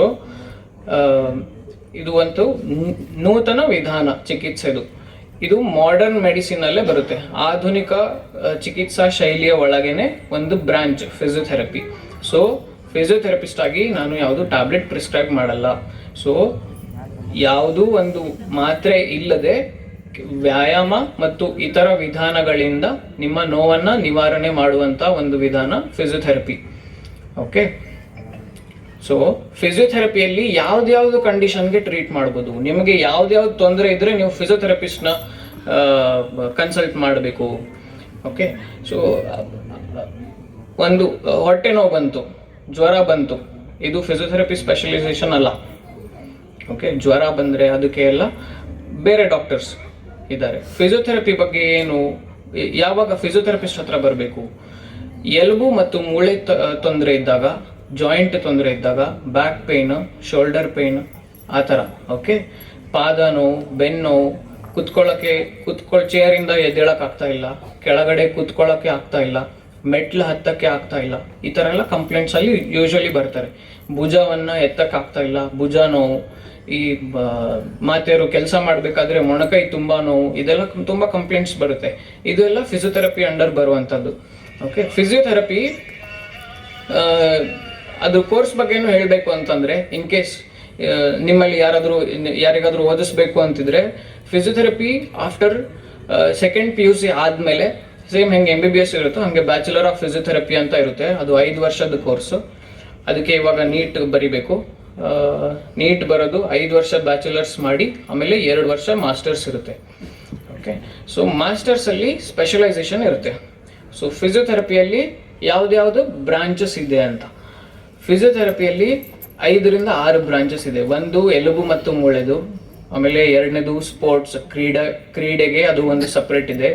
3ನೇದು ನರರೋಗ ಫಿಸಿಯೋಥೆರಪಿ, ಅದು ಒಂದು ಸಪ್ರೇಟ್ ಇದೆ. ಇದು ಪ್ಯಾರಾಲಿಸಿಸ್ ಆದವರಿಗೆ ಅಥವಾ ಇನ್ನು ನರ ದೌರ್ಬಲ್ಯ ಇದ್ದವರಿಗೆ ಅದಕ್ಕೆ ಫಿಸಿಯೋಥೆರಪಿ ಸಪ್ರೇಟ್ ಸ್ಪೆಷಲೈಸೇಷನ್ ಇದೆ. ಆಮೇಲೆ ಮಕ್ಕಳಲ್ಲಿ ತುಂಬಾ ತೊಂದರೆಗಳು ಕಾಣಸಿಗುತ್ತೆ. ಪೀಡಿಯಾಟ್ರಿಕ್ ಫಿಸಿಯೋಥೆರಪಿ ಅಂತ ಮಕ್ಕಳಿಗೆ ಫಿಸಿಯೋಥೆರಪಿ ಮಾಡುವಂಥದ್ದು ಬ್ರಾಂಚ್ ಬೇರೆ ಇದೆ. ಅದಾದ್ಮೇಲೆ ವುಮೆನ್ಸ್ ಹೆಲ್ತ್, ಡ್ಯೂರಿಂಗ್ ಪ್ರೆಗ್ನೆನ್ಸಿ ಆದವರಿಗೆ ಅದು ಚಿಕಿತ್ಸೆ ಮಾಡುವಂತಕ್ಕೆ, ಅದು ಅವರಿಗೆ ವ್ಯಾಯಾಮವನ್ನು ಹೇಳ್ಕೊಡುವಂಥದ್ದು, ವಿವಿಧ ಚಿಕಿತ್ಸೆಗಳು, ಅದು ಎಲ್ಲ ಫಿಸಿಯೋಥೆರಪಿ, ಅದು ಒಂದು ಸಪ್ರೇಟ್ ಬ್ರಾಂಚ್ ಇದೆ. ಅದಕ್ಕೆ ಫಿಸಿಯೋಥೆರಪಿಯಲ್ಲೇನೆ ಬೇರೆ ವುಮೆನ್ಸ್ ಹೆಲ್ತ್ ಸ್ಪೆಷಲೈಸೇಷನ್ ಇರುತ್ತೆ. ಆಮೇಲೆ ವಯಸ್ಸಾದವರಿಗೇನೆ ಒಂದು ಬ್ರಾಂಚ್ ಇದೆ, ಜೀರಿಯಾಟ್ರಿಕ್ ಫಿಸಿಯೋಥೆರಪಿ ಅಂತ, ವಯಸ್ಸಾದವರಿಗೆ ಫಿಸಿಯೋಥೆರಪಿಯನ್ನ ಮಾಡುವಂಥದ್ದು. ಆಮೇಲೆ ಕಾರ್ಡಿಯೋಥೊರಾಸಿಕ್ ಅಂತ, ಯಾರು ICUದಲ್ಲೆಲ್ಲ ಅಡ್ಮಿಟ್ ಇರ್ತಾರಲ್ಲ ಅವ್ರಿಗೆ ಚೆಸ್ಟ್ ಫಿಸಿಯೋಥೆರಪಿ ಮತ್ತು ಉಳಿದಿದ್ದೆಲ್ಲ ವ್ಯಾಯಾಮ ಎಲ್ಲ ಮಾಡಿಸ್ಲಿಕ್ಕೆ ಕಾರ್ಡಿಯೋಥೊರಾಸಿಕ್ ಫಿಸಿಯೋಥೆರಪಿ ಅಂತ ಅದು ಬೇರೆ ಬ್ರಾಂಚ್ ಇದೆ. ಓಕೆ, ಸೊ ಇಷ್ಟೆಲ್ಲ ಬ್ರಾಂಚಸ್ ಸಪ್ರೇಟ್ ಇರುತ್ತೆ ಫಿಸಿಯೋಥೆರಪಿ ಒಳಗೇನೆ. ಓಕೆ, ಸೊ ನಾವು ಇವತ್ತು ಮೇನ್ ಆಗಿ ಮಾತಾಡ್ತಾ ಇರೋದು ಆರ್ಥೋ, ಮೂಳೆ ಮತ್ತು ಎಲುಬು ರಿಲೇಟೆಡ್ ತೊಂದರೆಗಳು. ಓಕೆ, ಹಾಗೂ ಸ್ವಲ್ಪ ನರದ ತೊಂದರೆಗಳು ಇದ್ದಿದ್ದಂತ. ಸೊ ಪೇನ್ ಅಂತ ಬಂದಮೇಲೆ ಒಂದು ಪೇಷಂಟಿಗೆ ಅಥವಾ ನಮಗೆ ನಿಮಗೆ ಚಿಕಿತ್ಸೆ ತಗೊಳ್ಳಿಕ್ಕೆ ತುಂಬ ಆಪ್ಷನ್ಸ್ ಇರುತ್ತೆ. ಒಂದು ಮೆಡಿಸಿನ್ ತಗೋಬೋದು. ಮೆಡಿಸಿನ್ ಅಂದರೆ ಬೇರೆ ಬೇರೆ ವಿಧಾನಗಳಿರುತ್ತೆ. ಇಂಗ್ಲೀಷ್ ಮೆಡಿಸಿನ್ನು, ಆಯುರ್ವೇದಿಕ್ಕು, ಇದು. ಸೊ ಎಲ್ಲ ಕಮ್ಸ್ ಅಂಡರ್ ಮೆಡಿಸಿನ್. ಓಕೆ, ಮಾತ್ರೆಗಳನ್ನು ತೆಗೆದುಕೊಳ್ಬೋದು. ಅದು ಬಿಟ್ಟರೆ ಆಪ್ರೇಷನ್ ಮಾಡುವಂಥದ್ದು, ನೋವು ತುಂಬ ಇದ್ದರೆ ಆಪ್ರೇಷನ್ ಮಾಡುವಂಥದ್ದು. ಸೊ ಅದು ಇಲ್ಲ ಅಂದರೆ ಇನ್ನೂ ಒಂದು ನಿಮಗೆ ಸೊಲ್ಯೂಷನ್ ಏನಂದರೆ ಫಿಸಿಯೋಥೆರಪಿ. ಓಕೆ, ಈ ಜಾಯಿಂಟ್ ಪೇನ್ ಮತ್ತು ಬ್ಯಾಕ್ ಪೇನ್ ಇದು ಎಲ್ಲ ವಿಷಯದಲ್ಲಿ ಫಿಸಿಯೋಥೆರಪಿನೂ ಒಂದು ವಿಧಾನ ನಿಮ್ಮದು ನೋವನ್ನು ಕಡಿಮೆ ಮಾಡ್ಬೋದು. ಸೊ ಫಿಸಿಯೋಥೆರಪಿಯಲ್ಲಿ ಆ್ಯಕ್ಚುಲಿ ಏನನ್ನು ಮಾಡ್ತೀವಿ? ಫಿಸಿಯೋಥೆರಪಿಯಲ್ಲಿ ಆಗಲೇ ಹೇಳ್ದಂಗೆ ಮಾತ್ರೆ ಏನಿರಲ್ಲ. ನಿಮಗೆ ಏನಕ್ಕೆ ನೋವು ಬರ್ತಾ ಇದೆ ಅದನ್ನು ಫಸ್ಟ್ ಡಯಾಗ್ನೋಸ್ ಮಾಡಬೇಕು. ಯಾಕೆ, ಯಾವ ಕಾರಣದಿಂದ ನಿಮಗೆ ನೋವು ಬರ್ತಾ ಇದೆ? ಯಾವುದು ಏಜೋರ್ ಇರ್ಬೋದು. ನೋವು ಬರೋಕ್ಕೆ ಕೆಲವೊಂದು ಸ್ಪೆಸಿಫಿಕ್ ಪ್ರಾಬ್ಲಮ್ಸ್ ಕಾರಣ ಇರುತ್ತೆ ಬಾಡಿಯಲ್ಲಿ. ಕೆಲವೊಂದು ಸಲ ನಿಮ್ಮ ಸ್ನಾಯುಗಳು ಶಕ್ತಿ ಕಳೆದುಕೊಂಡ್ಬಿಟ್ಟಿರುತ್ತೆ. ಯಾಕಂದರೆ ನೀವು ಪರ್ಟಿಕ್ಯುಲರ್ ಆಗಿ ಡೈಲಿ ಯಾವುದೋ ಒಂದೇ ಕೆಲಸ ಮಾಡ್ತಾ ಇರ್ತೀರಾ. ಇನ್ನೊಂದು ಇದೆ ನಮ್ಮ ಕಡೆ, ನಾನು ಇಡೀ ದಿನ ಕೆಲಸ ಮಾಡ್ತೀನಿ, ನನಗೆ ವ್ಯಾಯಾಮ ಆಗಿಬಿಡುತ್ತೆ, ನನಗೆ ಬೇರೆ ಏನೋ ವ್ಯಾಯಾಮ ಬೇಡ, ನನಗೆ ಬೇರೆ ಏನೋ ಟ್ರೀಟ್ಮೆಂಟ್ ಮಾಡಿ ವ್ಯಾಯಾಮ ಬೇಡ ಅಂತ ಹೇಳ್ತಾರೆ. ನೀವು ಇಡೀ ದಿನ ಕೆಲಸ ಮಾಡಿದ್ರು ನಿಮ್ದು ಈ ಎಲ್ಲ ದೇಹದ ಎಲ್ಲ ಸ್ನಾಯುಗಳಿಗೆ ಕೆಲಸ ಸಿಗಲ್ಲ. ನೀವು ಕೆಲಸ ಮಾಡ್ತಾ ಇದ್ದೀರಾ ಅಷ್ಟೇ, ನಿಮ್ಮ ಎಲ್ಲ ಸ್ನಾಯುಗಳು ಕೆಲಸ ಮಾಡ್ತಾ ಇರಲಿಲ್ಲ. ಮತ್ತು ದಿನ ಇಡೀ ಒಂದೇ ಥರ ಕೆಲಸ ಮಾಡೋದು, ವೇಟ್ ಲಿಫ್ಟ್ ಮಾಡೋದು ಎಲ್ಲ ಮಾಡ್ತಾ ಇದ್ರೆ ಅದು ಒಂದೇ ಥರ ಕೆಲಸ ಮಾಡಿ ಮಾಡಿ ಮಾಡಿ ಮಾಡಿ ಮಾಡಿ ಸ್ವಲ್ಪ ವೀಕ್ನೆಸ್ ಆಗುವಂಥ ಚಾನ್ಸಸ್ ಇರುತ್ತೆ. ಸೊ ಸ್ನಾಯುಗಳು ವೀಕ್ ಆಗಿರ್ಬೋದು, ಅದು ಒಂದು ಕಾರಣ. ಆಮೇಲೆ ವಯಸ್ಸಾದ ಮೇಲೆ ಜಾಯಿಂಟ್ ಆರ್ಟಿಕ್ಯುಲರ್ ಕಾರ್ಟಿಲೇಜ್ ಅಂತ ಇರುತ್ತೆ. ಎರಡು ಜಾಯಿಂಟ್ ಮಿಡಲಲ್ಲಿ ಸ್ಮೂತಾಗಿ ಒಂದು ಸರ್ಫೇಸ್ ಇರುತ್ತೆ, ಸ್ಪಂಜ್ ಥರ. ನಿಮ್ಮದು ಜಾಯಿಂಟ್ ಸ್ಮೂತಾಗಿ ಮೂವ್ಮೆಂಟ್ ಆಗಬೇಕು ಅಂತ, ಅದು ವಯಸ್ಸಾದಂಗೆ ಮೂವ್ಮೆಂಟ್ ಆಗಿ ಆಗಿ ಆಗಿ ನಾನು ಮೊದಲೇ ಹೇಳ್ದಂಗೆ ಅದು ಜೀವಕೋಶ ಉತ್ಪತ್ತಿ ಆಗಲ್ಲ. ಸೊ ಅದು ವೇರ್ ಆ್ಯಂಡ್ ಟೇರ್ ಆಗುತ್ತೆ, ಸೌದೋಗಿ ಅದು ಒಂದು ನೀವು ತುಂಬ ಕೇಳಿರ್ಬೋದು, ಮೂಳೆ ಸವಕಳಿ ಬಂದಿದೆ ಅಂತ ಹೇಳಿರ್ತಾರೆ. ನಿಮ್ಮಲ್ಲಿ ಕೆಲವರು ಜನ ಮಂಡಿ ನೋವಿಗೆ ಹೋದಾಗ ಡಾಕ್ಟರ್ ಹೇಳಿರ್ತಾರೆ ಸವಕಳಿ ಬಂದಿದೆ, ಇದು ಏನು ಮಾಡೋಕ್ಕಾಗಲ್ಲ ಅಂತ. ಸೊ ಎರಡನೇ ರೀಸನ್ ಜಾಯಿಂಟ್ ಸವಕಳಿ ಬರುವಂಥದ್ದು. ಮೂರನೇದು ನರದ ತೊಂದರೆ ಇದ್ರೆ, ಆ ಥರ ಶಾರ್ಪ್ ಶೂಟಿಂಗ್ ಪೇನ್ ಅಂತ ಹೇಳ್ತೀವಿ, ಕರೆಂಟ್ ಹೊಡೆದಂಗೆ ಅನ್ಸೋದು, ಜುಮ್ ಅನ್ಸೋದು, ಇದೆಲ್ಲ ಪೇನು ನರದ ತೊಂದರೆ ಇದ್ರೆ ಬರುತ್ತೆ. ಸೊ ಫಿಸಿಯೋಥೆರಪಿಯಲ್ಲಿ ಅದನ್ನು ಡೀಟೇಲ್ ಆಗಿ ಅಸೆಸ್ ಮಾಡ್ತೀವಿ. ನಮ್ಮದು ಕನ್ಸಲ್ಟೇಷನ್ ಅಂದರೆ ಅಸೆಸ್ ಮಾಡುವಂಥ ಟೈಮ್, ಒಂದು ಪೇಷಂಟ್ನ ಡಯಾಗ್ನೋಸ್ ಮಾಡೋಕ್ಕೆ ಕರೆಕ್ಟಾಗಿ ಮಿನಿಮಮ್ 15 to 20 ಮಿನಿಟ್ಸ್ ಬೇಕು. ಅಂದರೆ ನಾವು ಟೈಮ್ ತಗೊಂಡು ಡೀಟೇಲ್ ಆಗಿ ಎವ್ರಿ ಪೇಷಂಟ್, ಎಲ್ಲ ಪೇಷಂಟಿಗೂ ಅಷ್ಟು ಟೈಮ್ ಸ್ಪೆಂಡ್ ಮಾಡ್ತೀವಿ ಡಯಾಗ್ನೋಸ್ ಮಾಡೋಕ್ಕೆ. ಯಾಕಂದರೆ ಉದಾಹರಣೆಗೆ ನೋವು ಅಂತ ಅಂದರೆ ಬಂದರೆ, ಮಂಡಿ ನೋವಿಗೆ ಏನು ಟ್ಯಾಬ್ಲೆಟ್ ಇದೆಯೋ ನೋವಿನ ಸಲುವಾಗಿ ನೋವಿನ ಮಾತ್ರೆ, ಅದು ಎಲ್ಲ ನೋವಿಗೂ ನೋವಿನ ಮಾತ್ರೆನೇ ಸೇಮೇ ಇರುತ್ತೆ. ಸೊ ಅದು ಡಯಾಗ್ನೋಸ್ ನೀಟಾಗಿ ನೋಡಬೇಕು ಅಂತಿರಲ್ಲ. ಬಟ್ ಫಿಸಿಯೋಥೆರಪಿಯಲ್ಲಿ ಒಂದು ಜಾಯಿಂಟಿಗೂ ಒಂದು ಮಸಲ್ ಯಾವ ಸ್ನಾಯು ಏನಾಗಿದೆ ಅಂತ ನೋಡಿ ಅದರ ಪ್ರಕಾರ ಬೇರೆ ಬೇರೆ ಎಕ್ಸಸೈಸನ್ನು ಪ್ರಿಸ್ಕ್ರೈಬ್ ಮಾಡಬೇಕಾಗುತ್ತೆ. ಬೇರೆ ಬೇರೆ ಎಕ್ಸಸೈಸು, ಬೇರೆ ಬೇರೆ ಟ್ರೀಟ್ಮೆಂಟ್ ಎಲ್ಲ ಹೇಳಬೇಕಾಗುತ್ತೆ. ಸೊ ಫಿಸಿಯೋಥೆರಪಿ ಟ್ರೀಟ್ಮೆಂಟ್ ಏನಿದ್ರು ಒಂದು ಅರ್ಧ ಗಂಟೆ ತಗೊಳುತ್ತೆ, ಅಷ್ಟು ಟ್ರೀಟ್ಮೆಂಟ್ ಟೈಮ್ ಬೇಕು. ಓಕೆ, ಟ್ರೀಟ್ಮೆಂಟ್ ಮಾಡೋ ವಿಧಾನಗಳಲ್ಲಿ ವ್ಯಾಯಾಮ ಒಂದು ಮೇನ್. ಅದು ನಿಮ್ಮಲ್ಲಿ ಫಸ್ಟ್ ಧೈರ್ಯವನ್ನು ತುಂಬುವಂಥದ್ದು. ಯಾವ ಮೂಮೆಂಟ್ ನಿಮಗೆ ನೋವು ಬರ್ತಾ ಇದೆ, ಎಲ್ಲಿ ನೋವು ಬರ್ತಾ ಇದೆ ಅದನ್ನ ನಿಮಗೆ ತಿಳಿಸ್ಕೊಡುವಂಥದ್ದು ಒಂದನೇದು. ಎರಡನೇದು, ಆ ಥರ ಮೂವ್ಮೆಂಟ್ ಮಾಡಬೇಕಾದ್ರೆ ನಿಮಗೇನು ಭಯ ಆಗ್ತಾ ಇದೆ ಅದನ್ನ ಹೋಗಲಾಡಿಸೋದು ಎರಡನೇ ಉದ್ದೇಶ, ಎರಡನೇ ಟ್ರೀಟ್ಮೆಂಟ್ ಮೆಥಡ್ ಫಿಸಿಯೋಥೆರಪಿಯಲ್ಲಿ. ಓಕೆ, ಅದು ಯಾವ ಮೂಮೆಂಟ್ ಪೇನ್ ಬರ್ತಾ ಇದೆಯಲ್ಲ ಅದನ್ನ ಕರೆಕ್ಟಾಗಿ ಹೇಳ್ಕೊಡುವಂಥದ್ದು. ಕೆಲವೊಂದ್ಸಲ ನೀವು ಮಾಡ್ತಾ ಇರುವಂಥ ಏನೋ ಒಂದು ಕೆಲಸದಲ್ಲಿ, ಯಾವುದೋ ಒಂದು ಇದರಲ್ಲಿ ನಿಮ್ಮದು ಪಾಸ್ಚರ್ ಕರೆಕ್ಟ್ ಆಗಿರಲ್ಲ, ತುಂಬ ಬೆಂಡ್ ಆಗಿ ಏನೋ ಕೆಲಸ ಮಾಡ್ತಾ ಇರ್ತೀರಾ, ಕರೆಕ್ಟ್ ಆಗಿರಲ್ಲ, ಬಟ್ ಅದು ನಿಮಗೆ ಗೊತ್ತಾಗಿರಲ್ಲ. ಸೊ ನಮ್ಗೆ ಕರೆಕ್ಟಾಗಿ ಅಸೆಸ್ ಮಾಡೋದು, ನಿಮ್ಮದು ದಿನಚರಿ ಎಲ್ಲಿ ಏನು ತೊಂದರೆ ಆಗ್ತಾ ಇದೆ ಅದನ್ನ ಕರೆಕ್ಟಾಗಿ ಅಸೆಸ್ ಮಾಡಿ ಅದಕ್ಕೆ ಯಾವ ಥರದ ವ್ಯಾಯಾಮ ಬೇಕು, ನಿಮ್ಮನ್ನ ಹೇಗೆ ಚೇಂಜ್ ಮಾಡ್ಕೋಬೇಕು, ಅದರ ಮೂಲಕ ಹೇಗೆ ದೂರ ಮಾಡಬೇಕು. ಓಕೆ, ಅದು ಒಂದು ಮೆಥಡ್. ಕೆಲವೊಬ್ಬರಿಗೆ ತುಂಬ ಪೇನ್ ಇರುತ್ತೆ, ಎಕ್ಸಸೈಸ್ ಮಾಡೋಕ್ಕಾಗಲ್ಲ, ಎಲೆಕ್ಟ್ರಿಕ್ ಮೊಡಾಲಿಟೀಸ್ ಅಂತ ಹೇಳ್ತೀವಿ. ಕೆಲವೊಂದು ಕರೆಂಟಿಂದು ಇಕ್ವಿಪ್ಮೆಂಟ್ಸ್ ಇರುತ್ತೆ. ಓಕೆ, ಟೆನ್ಸ್ ಅಂತ, ಅದು ಏನು ಬಾವು ಬಂದಿರುವಂಥ ಸಮಯದಲ್ಲಿ, ಕೆಲವೊಬ್ಬರಿಗೆ ಬಾವು ಬಂದಿರುತ್ತಲ್ಲ ಆ ಥರ ಸಮಯದಲ್ಲಿ ತುಂಬ ನೋವಿದ್ದಾಗ ಅದನ್ನೆಲ್ಲ ಬಳಸಿ ಟ್ರೀಟ್ಮೆಂಟ್ ಮಾಡೋದು. ಸ್ವಲ್ಪ ಪೇನ್ ಕಡಿಮೆ ಆದಮೇಲೆ ನೆಕ್ಸ್ಟ್ ಮತ್ತೆ ಅಗೇನ್ ವ್ಯಾಯಾಮ ಎಲ್ಲ ಹೇಳ್ಕೊಡೋದು. ಓಕೆ, ಸೊ ಸ್ನಾಯುಗಳಿಗೆ ಶಕ್ತಿ ಬರಬೇಕು. ಆ ಸವಕಳಿ ಬಂದಿದ್ದು ಏನಿರುತ್ತೆ ಮಂಡಿಯಲ್ಲಿ, ಆ ಸವಕಳಿ ಏನಕ್ಕೆ ಬಂದಿರುತ್ತೆ ಅಂತ ಫಸ್ಟ್ ನೋಡಬೇಕು. ಸುತ್ತಲಿನ ಯಾವುದೋ ಒಂದು ಜಾಯಿಂಟಿನ ಸುತ್ತಲಿನ ಸ್ನಾಯುಗಳು ವೀಕ್ ಆದಾಗ ಜಾಯಿಂಟ್ ಮೇಲೆ ಪ್ರೆಷರ್ ಜಾಸ್ತಿ ಬೀಳ್ತಾ ಹೋಗುತ್ತೆ ವಯಸ್ಸಾದಾಗೆ.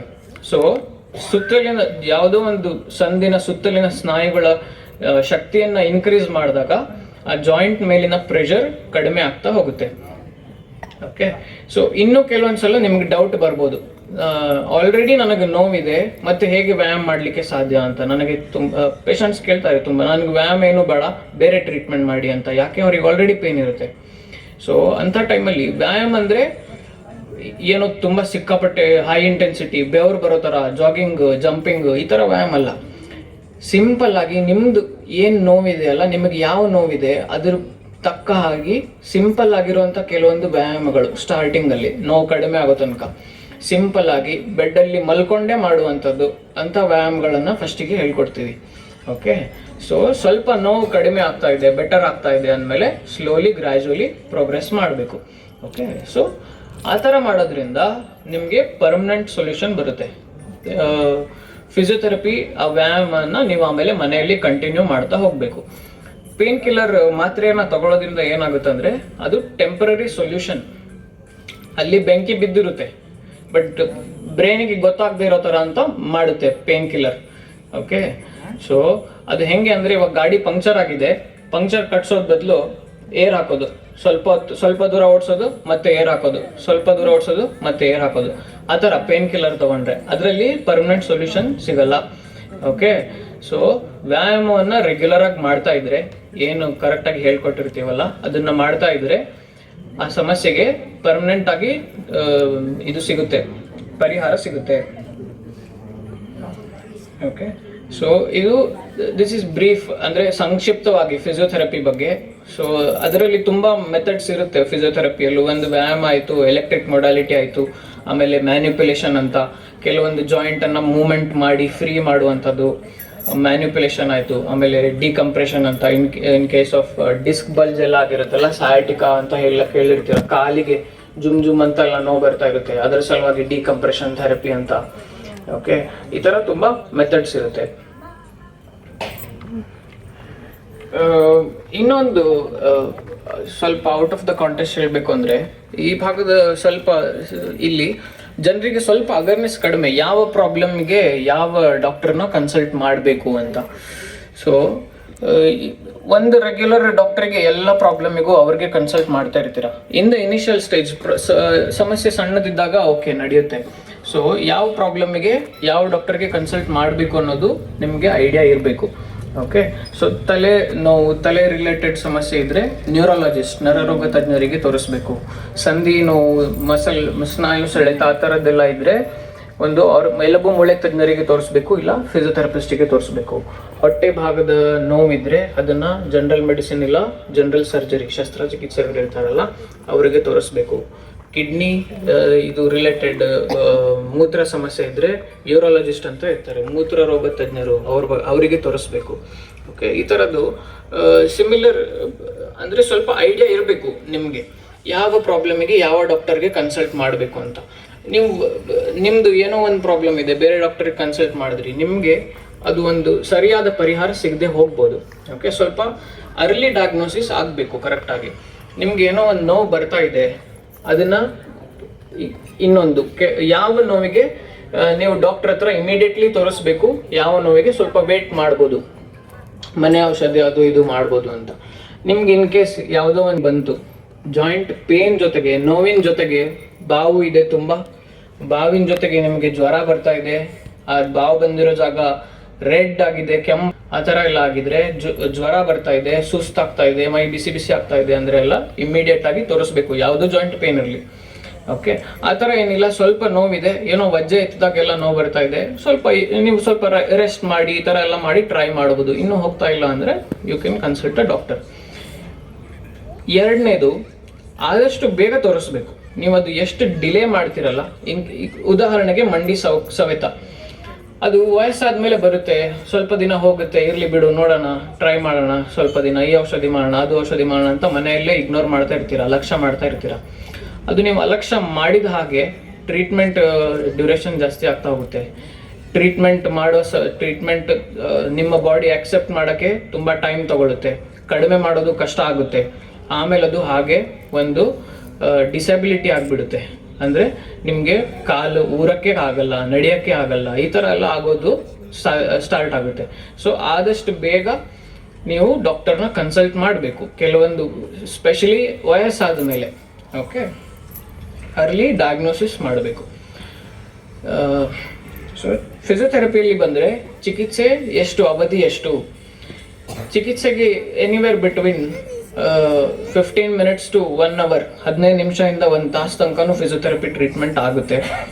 ಓಕೆ, ಎಷ್ಟು ದಿನ ಬರಬೇಕು ಅಂತಂದರೆ ಅದು ನಿಮ್ಮ ನೋವು ಮೇಲೆ ಡಿಪೆಂಡ್. ಅದು ಎಲ್ಲರಿಗೂ ಜನರಲೈಸ್ ಆಗಿ ಹೇಳೋಕ್ಕಾಗಲ್ಲ.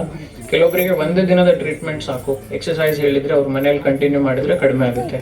ಕೆಲವೊಬ್ಬರಿಗೆ 1 ತಿಂಗಳು ಬರಬೇಕು. ನರದೆಲ್ಲ ತೊಂದರೆ ಇದ್ದರೆ 3 months, 6 months, 6 ತಿಂಗಳು ತನಕನೂ ಟ್ರೀಟ್ಮೆಂಟಿಗೆ ಬರ್ತಾರೆ.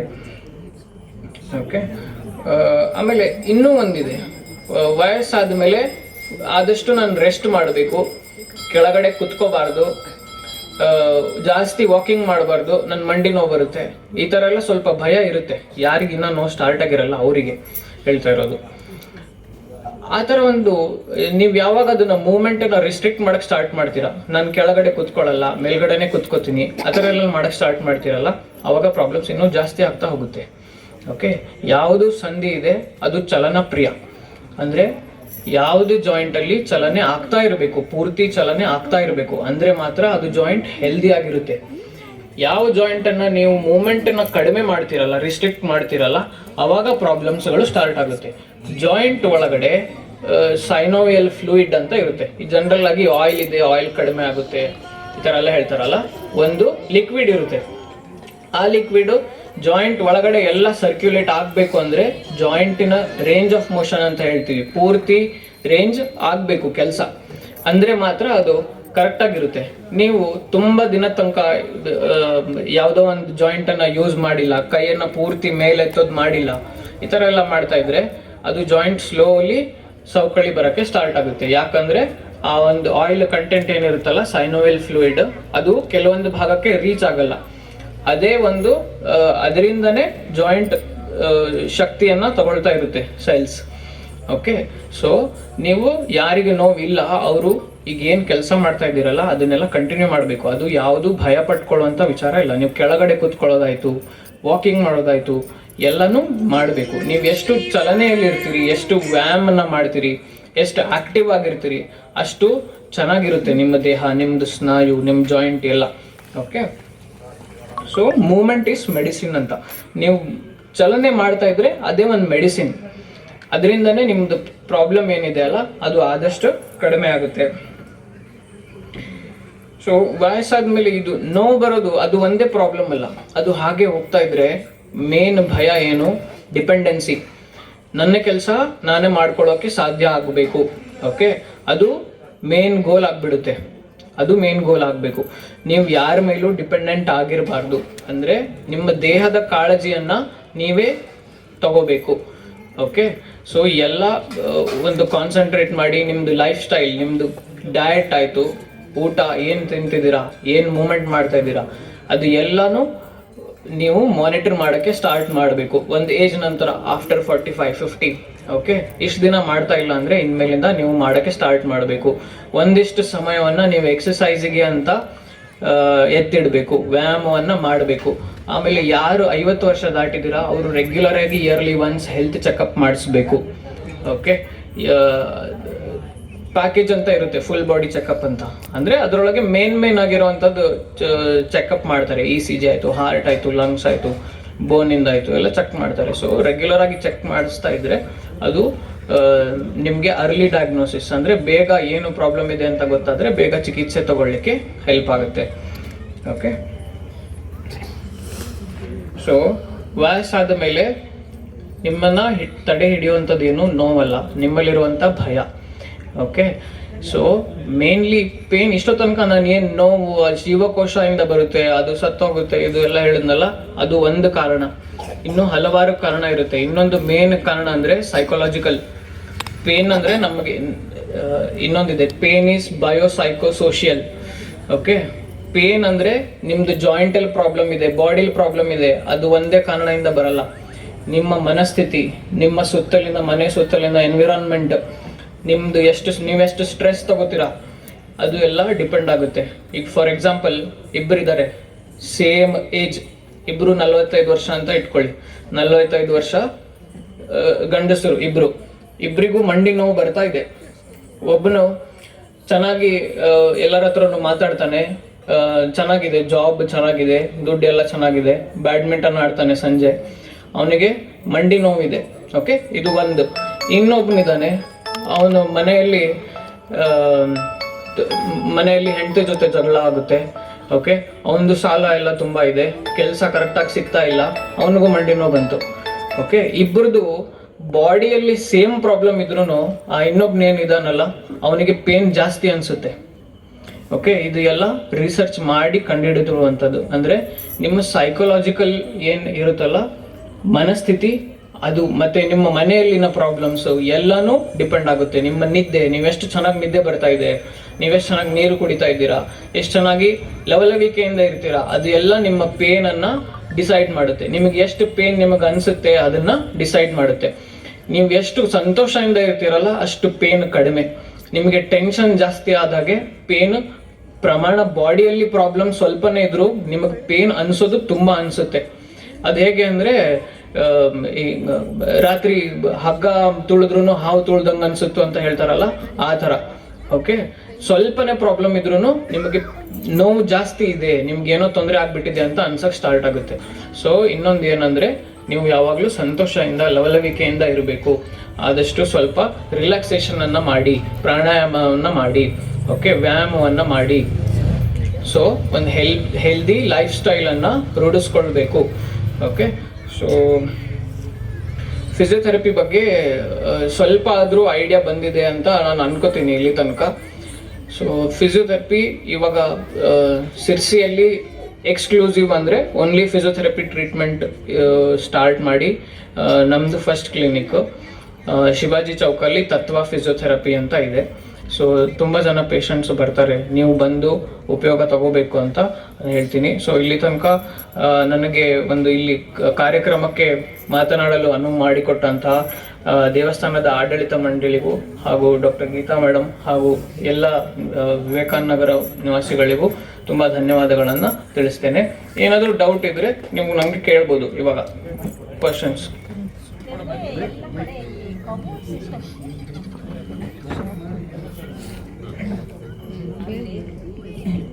ತುಂಬಾ ಜನ ಈಗ ಎಲ್ಲ ಕಡೆ ಎಲ್ಲಿ ಹೋದ್ರು ಕಮೋಡ್ ಸಿಸ್ಟಮ್, ಒಂದು ಬಸ್ ಸ್ಟ್ಯಾಂಡ್ ಇಂದ ಹಿಡ್ಕೊಂಡು ಮನೆ ತನಕ ಎಲ್ಲ, ಅಂದ್ರೆ ಅವ್ರು ಎಲ್ಲರೂ ಏನ್ ಅನ್ಕೊಳ್ತಾ ಇದಾರೆ ಅಂದ್ರೆ ಜಾಯಿಂಟ್ ಪೇನ್ ಕಮ್ಮಿ ಆಗ್ತದೆ, ಜಾಯಿಂಟ್ಸ್ ಗಳ ಪ್ರಾಬ್ಲಮ್ ಸ್ಟಾರ್ಟ್ ಆಗೋದಿಲ್ಲ ಅದನ್ನ ಯೂಸ್ ಮಾಡಿದ್ರೆ.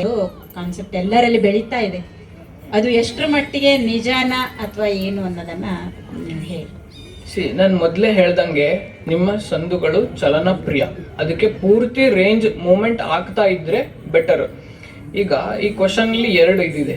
ಯಾರಿಗೆ ಇನ್ನೂ ತನಕ ನೋವಿಲ್ಲ, ಮಂಡಿ ನೋವಿಲ್ಲ, ಅವರು ಕಂಟಿನ್ಯೂ ಮಾಡಬೇಕು ಯೂಸ್ ಮಾಡೋದನ್ನ.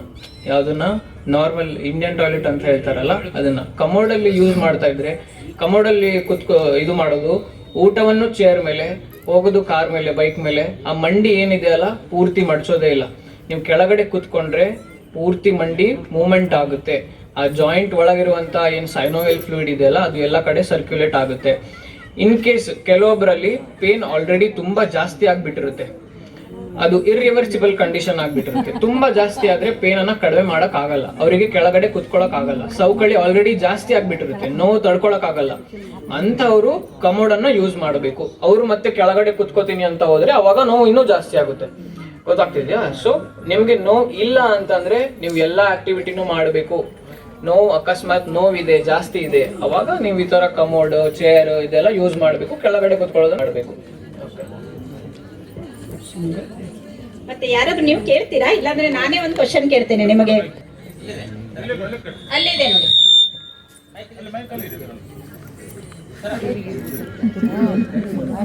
ಅಲ್ಲಿದೆ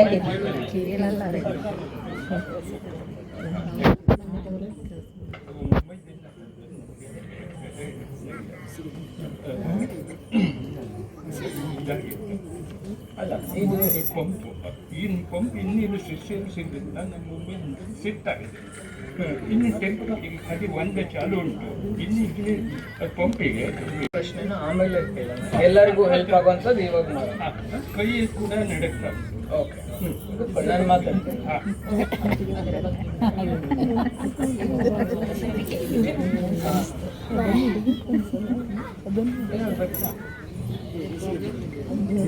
ಮತ್ತೊಂದಂದ್ರೆ ಈ ಫುಟ್ ಪಲ್ಸ್ ಫಿಸಿಯೋಥೆರಪಿನೋ ಏನೋ ಒಂದು ಹೆಸರಿನಲ್ಲಿ ಆಕ್ಚುಲಿ ಅದು ನಾವು ಯೂಸ್ ಮಾಡಬಹುದಾ, ಅಥವಾ ಆನ್ಲೈನ್ ಅಲ್ಲಿ ಕೆಲವೊಂದು ಮಷಿನ್ಸ್ ಅನ್ನೆಲ್ಲ ತಂದು ನಮ್ಮಷ್ಟಕ್ಕೆ ನಾವು ಅದನ್ನ ಮಾಡಬಹುದಾ ಅಥವಾ ಬೇಡವಾ? ಯಾಕಂದ್ರೆ ಇದು ನನಗೆ ಕ್ಲಿನಿಕ್ ಗಳಲ್ಲಿ ತುಂಬಾ ಜನ ಕೇಳ್ತಾರೆ, ನಮ್ಮ ಹತ್ರ ಏನೋ ಒಂದು ಮಷಿನ್ ಇದೆ, ನಾವು ಅದರಲ್ಲಿ ಡೈಲಿ ಮಾಡಬಹುದಾ, ಅದು ಫಿಸಿಯೋಥೆರಪಿನ ಅಥವಾ ಅಲ್ವಾ, ಏನಾದ್ರೂ ಪ್ರಾಬ್ಲಮ್ ಆಗ್ಬಹುದಾ, ಹೀಗೆ ಕೇಳ್ತಿರ್ತಾರೆ. ನೀವು ಅದ್ರ ಬಗ್ಗೆ ಸ್ವಲ್ಪ ಹೇಳಿ. ಯಾಕಂದ್ರೆ ಆನ್ಲೈನ್ ಅಲ್ಲಿ ಎಷ್ಟೋ ತರದ ಮಷಿನ್ಸ್ಗಳು ಸಿಗ್ತವೆ, ಅದರಲ್ಲಿ ಏನೇನೋ ಬರೆದಿರ್ತಾರೆ, ನಾವು ಅದನ್ನೆಲ್ಲ ನಿಜ ಅಂತ ತಿಳ್ಕೊಂಡು ಮಾಡಬಹುದಾ, ಯೂಸ್ ಆಗ್ತದಾ ಇಲ್ವಾ, ಅದ್ರ ಬಗ್ಗೆ ಸ್ವಲ್ಪ ಹೇಳಿ. ಇನ್ನೊಂದು ಇಂಡಿಯಾದಲ್ಲಿ ಪ್ರಾಬ್ಲಮ್ ಏನಂದ್ರೆ ಈ ಮೆಡಿಕಲ್ ಸೆಕ್ಟರ್ ಏನಿದೆ ಅಲ್ಲ, ಹೈಲಿ ಅನ್ಆರ್ಗನೈಸ್ಡ್. ಅಂದ್ರೆ ಕರೆಕ್ಟ್ ಆಗಿ ಮಾನಿಟರ್ ಮಾಡುವಂತ ಸಿಸ್ಟಮ್ ಇನ್ನೂ ಬಂದಿಲ್ಲ. ನಾಳೆ ಯಾರೋ ಒಬ್ರು ನಾರ್ಮಲ್ ಆಗಿ ನಾನು ಒಂದು ಟ್ಯಾಬ್ಲೆಟ್ ಕಂಡಿಡಿದೆ ಅಂತ ಹೇಳಿ ಫಾರ್ಮಸಿಯಲ್ಲ ಒಂದು ಮಾರಕ್ ಸ್ಟಾರ್ಟ್ ಮಾಡ್ಬೋದು, ನನಗೆ ಯಾರು ಕೇಳಲ್ಲ ನೀಟಾಗಿ.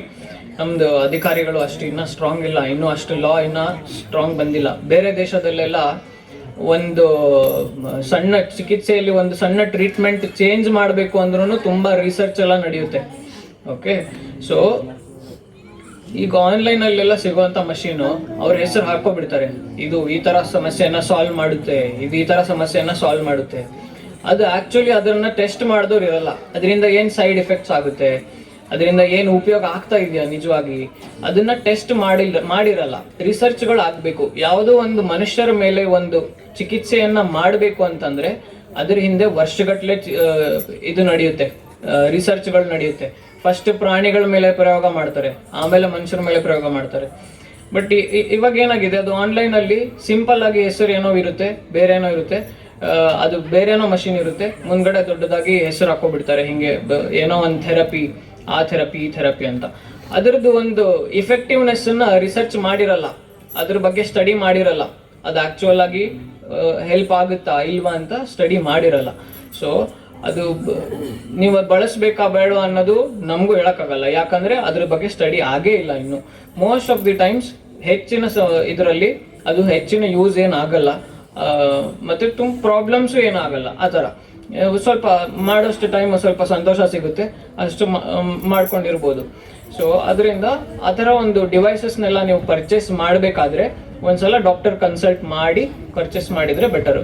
ಯಾಕಂದ್ರೆ ಆ ಥರದ್ದು ತುಂಬ ಸಾವಿರಾರು ಸಿಗುತ್ತೆ. ನೀವು ಏನೋ ಒಂದು ಥೆರಪಿ ಮಷಿನ್ ಅಂತ ಹಾಕ್ಬಿಟ್ರೆ ಗೂಗಲಲ್ಲಿ ಸಾವಿರಾರು ಮಷಿನ್ಸ್ ಬರುತ್ತೆ, ಎಲ್ಲ ಪಾರ್ಟ್ಗೂ ಒಂದೊಂದು ಮಷಿನ್ ಸಿಗುತ್ತೆ. ಸೊ ಅದರದ್ದು ಒಂದು ವ್ಯಾಲಿಡಿಟಿ ಅಂತ ಏನು ಹೇಳ್ತಾರಲ್ಲ, ಅದರ ಟೆಸ್ಟ್ ಮಾಡಿರೋದು ಏನು ಅವೈಲೇಬಲ್ ಇರಲ್ಲ. ಅವ್ರು ಹಾಗೆ ಹಾಕ್ಬಿಟ್ಟಿರ್ತಾರೆ, ಅವ್ರ ಕಂಪ್ನಿಯವರು ಸೆಲ್ ಮಾಡಬೇಕು, ಅದು ಅವ್ರದ್ದು ಗೋಲ್. ಓಕೆ, ಸೊ ಅದರಿಂದ ನೀವು ಆ ಥರ ಯಾವುದೋ ಒಂದು ಮಷಿನ್ ಯೂಸ್ ಮಾಡ್ತೀರಾ ಅಂದರೆ ನಿಮ್ಮ ಡಾಕ್ಟರ್ ಹತ್ರ ಒಂದ್ಸಲ ಕನ್ಸಲ್ಟ್ ಮಾಡಿ ಮಾಡ್ಬೋದಾ ಅಂತ ತಿಳ್ಕೊಂಡು ಮಾಡಿದ್ರೆ ಬೆಟರು. ನಮಸ್ತೆ.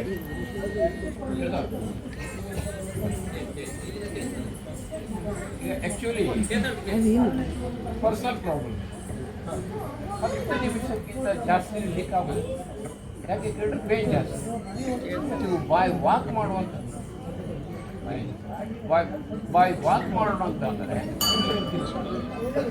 ಸ್ವಲ್ಪ ದೂರ ಈಗ ಓಡಾಡೋದು, ಆವಾಗ ಪೇನ್ ಚಾಲು ಆಗ್ಬಿಡುತ್ತೆ. ಅದಕ್ಕೂ ಮತ್ತೊಂದು ಏನಾಗ್ತದೆ ಕೇಳಿದ್ರೆ ಒಂದೊಂದು ದಿವಸ ಚುಚ್ಚುತ್ತದೆ, ಬರೀ ಹೌದುಂಟಾ? ಕೇಳ್ತಾ ಉಂಟಾ? ಅದು ಈಗ ನಾನು ಬಾಯ್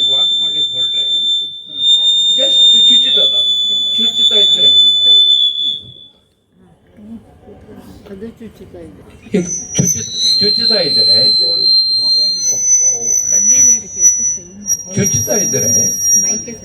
ಆ ಪೇನಿಂದ ಓಡಾಡೋ ಕೆಲಸ ಫಸ್ಟ್ ಆಗ್ತದೆ ಹಂಗೆ.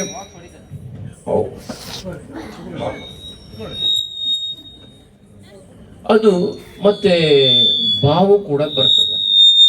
ಇದು ಕೆಲವೊಮ್ಮೆ ಏನು ಅಂತ ಕೇಳಿದ್ರೆ ಡಾಕ್ಟರ್ಸ್ ಹೋದಾಗ ಆಪರೇಷನ್ನೇ ಮಾಡಿಸ್ಬಿಡ್ರಿ ಅಂತ ಹೇಳೋರು ಕೆಲವು ಮಂದಿಗೆ 50%, 30%, 40% ಆಪರೇಷನ್ ಮಾಡಿದ ಆರಾಮಾದವರು ಇದ್ದಾರೆ. ಆದರೆ ನಾನು ಈಗಾಗಲೇ ಆಯುರ್ವೇದಿಕ್ ಈ ಟ್ರೀಟ್ಮೆಂಟ್ಗಳನ್ನು ಎಷ್ಟೋ ಮಾಡಿದೆ.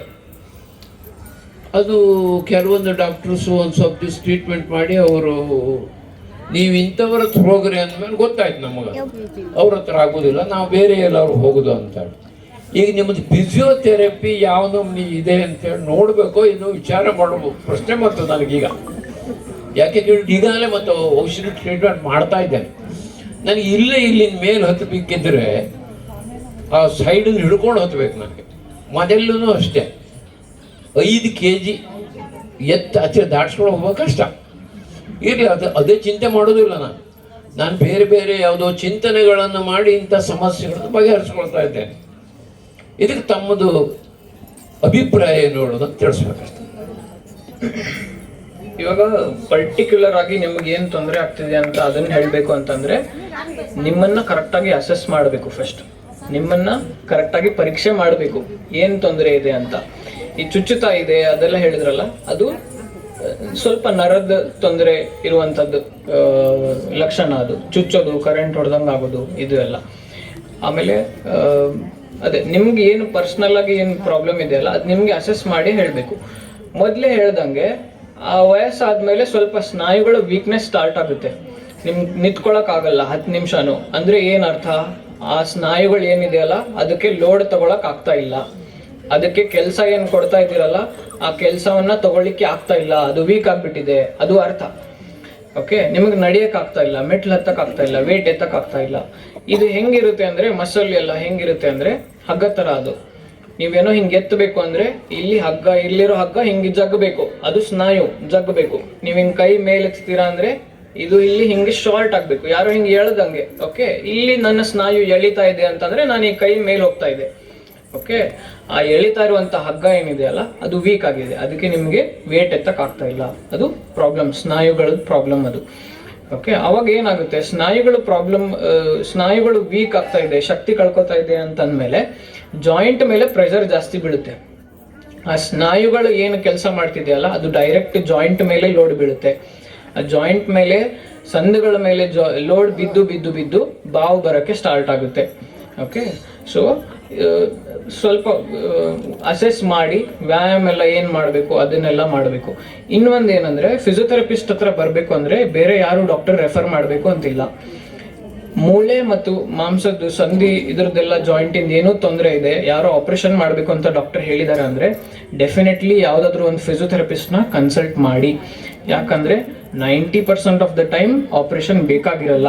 ಯಾವ ಪ್ರಾಬ್ಲಮ್ಸ್ ಅಲ್ಲಿ, ಸಂದು ಮತ್ತು ಮಾಂಸದ ಕೀಲುಗಳ ತೊಂದರೆಯಲ್ಲಿ 90% ಆಫ್ ದ ಟೈಮ್ ಆಪರೇಷನ್ ಬೇಕಾಗಿರಲ್ಲ. ಸೊ ಆಪರೇಷನ್ ಇಲ್ದೇನೆ ಕ್ಯೂರ್ ಮಾಡೋಂಥದ್ದು ಫಿಸಿಯೋಥೆರಪಿಸ್ಟ್. ಅವ್ರ ಹತ್ರ ಒಂದ್ಸಲ ನೀವು ಕನ್ಸಲ್ಟ್ ಮಾಡಬೇಕು. ಆಲ್ಮೋಸ್ಟ್ ಬಂದಿರೋ ಎಲ್ಲ ಪೇಷಂಟ್ಸ್ ಅಲ್ಲಿ 90% ನಾವು ಹೇಳ್ತೀವಿ ಬೇಡ ಆಪರೇಷನ್ನು, ಬೇಡ ಮೆಡಿಸಿನ್, ಹಾಗೆ ಕಡಿಮೆ ಮಾಡ್ಬೋದು. ಮನೆಯಲ್ಲಿ ಕರೆಕ್ಟಾಗಿ ವ್ಯಾಯಾಮ ಮಾಡಿ, ಹೇಳಿದಷ್ಟನ್ನ ಕರೆಕ್ಟಾಗಿ ಫಾಲೋ ಮಾಡಿ, ಕಡಿಮೆ ಆಗುತ್ತೆ. ಸ್ವಲ್ಪ ಟೈಮ್ ತಗೋಬಹುದು, 1 ತಿಂಗಳ ತಗೊಳುತ್ತೆ, 2 ತಿಂಗಳ ತಗೊಳುತ್ತೆ, ಬಟ್ ಕಡಿಮೆ ಆಗುತ್ತೆ. Almost we encourage not to go for surgery. Okay, so ಈ ಥರ ಇರುತ್ತೆ. ಅಸೆಸ್ ಮಾಡಿ ಪ್ರಾಪರ್ ಆಗಿ ಹೇಳ್ಬೋದು. ಇನ್ ಕೇಸ್ ಆಗಲ್ಲ ಫಿಸಿಯೋಥೆರಪಿಯಲ್ಲಿ ಆಪರೇಷನ್ ಮಾಡಬೇಕು, ಇಲ್ಲ ಬೇರೆ ಡಾಕ್ಟರ್ ಕನ್ಸಲ್ಟ್ ಮಾಡಬೇಕು, ವಿ ರೆಫರ್.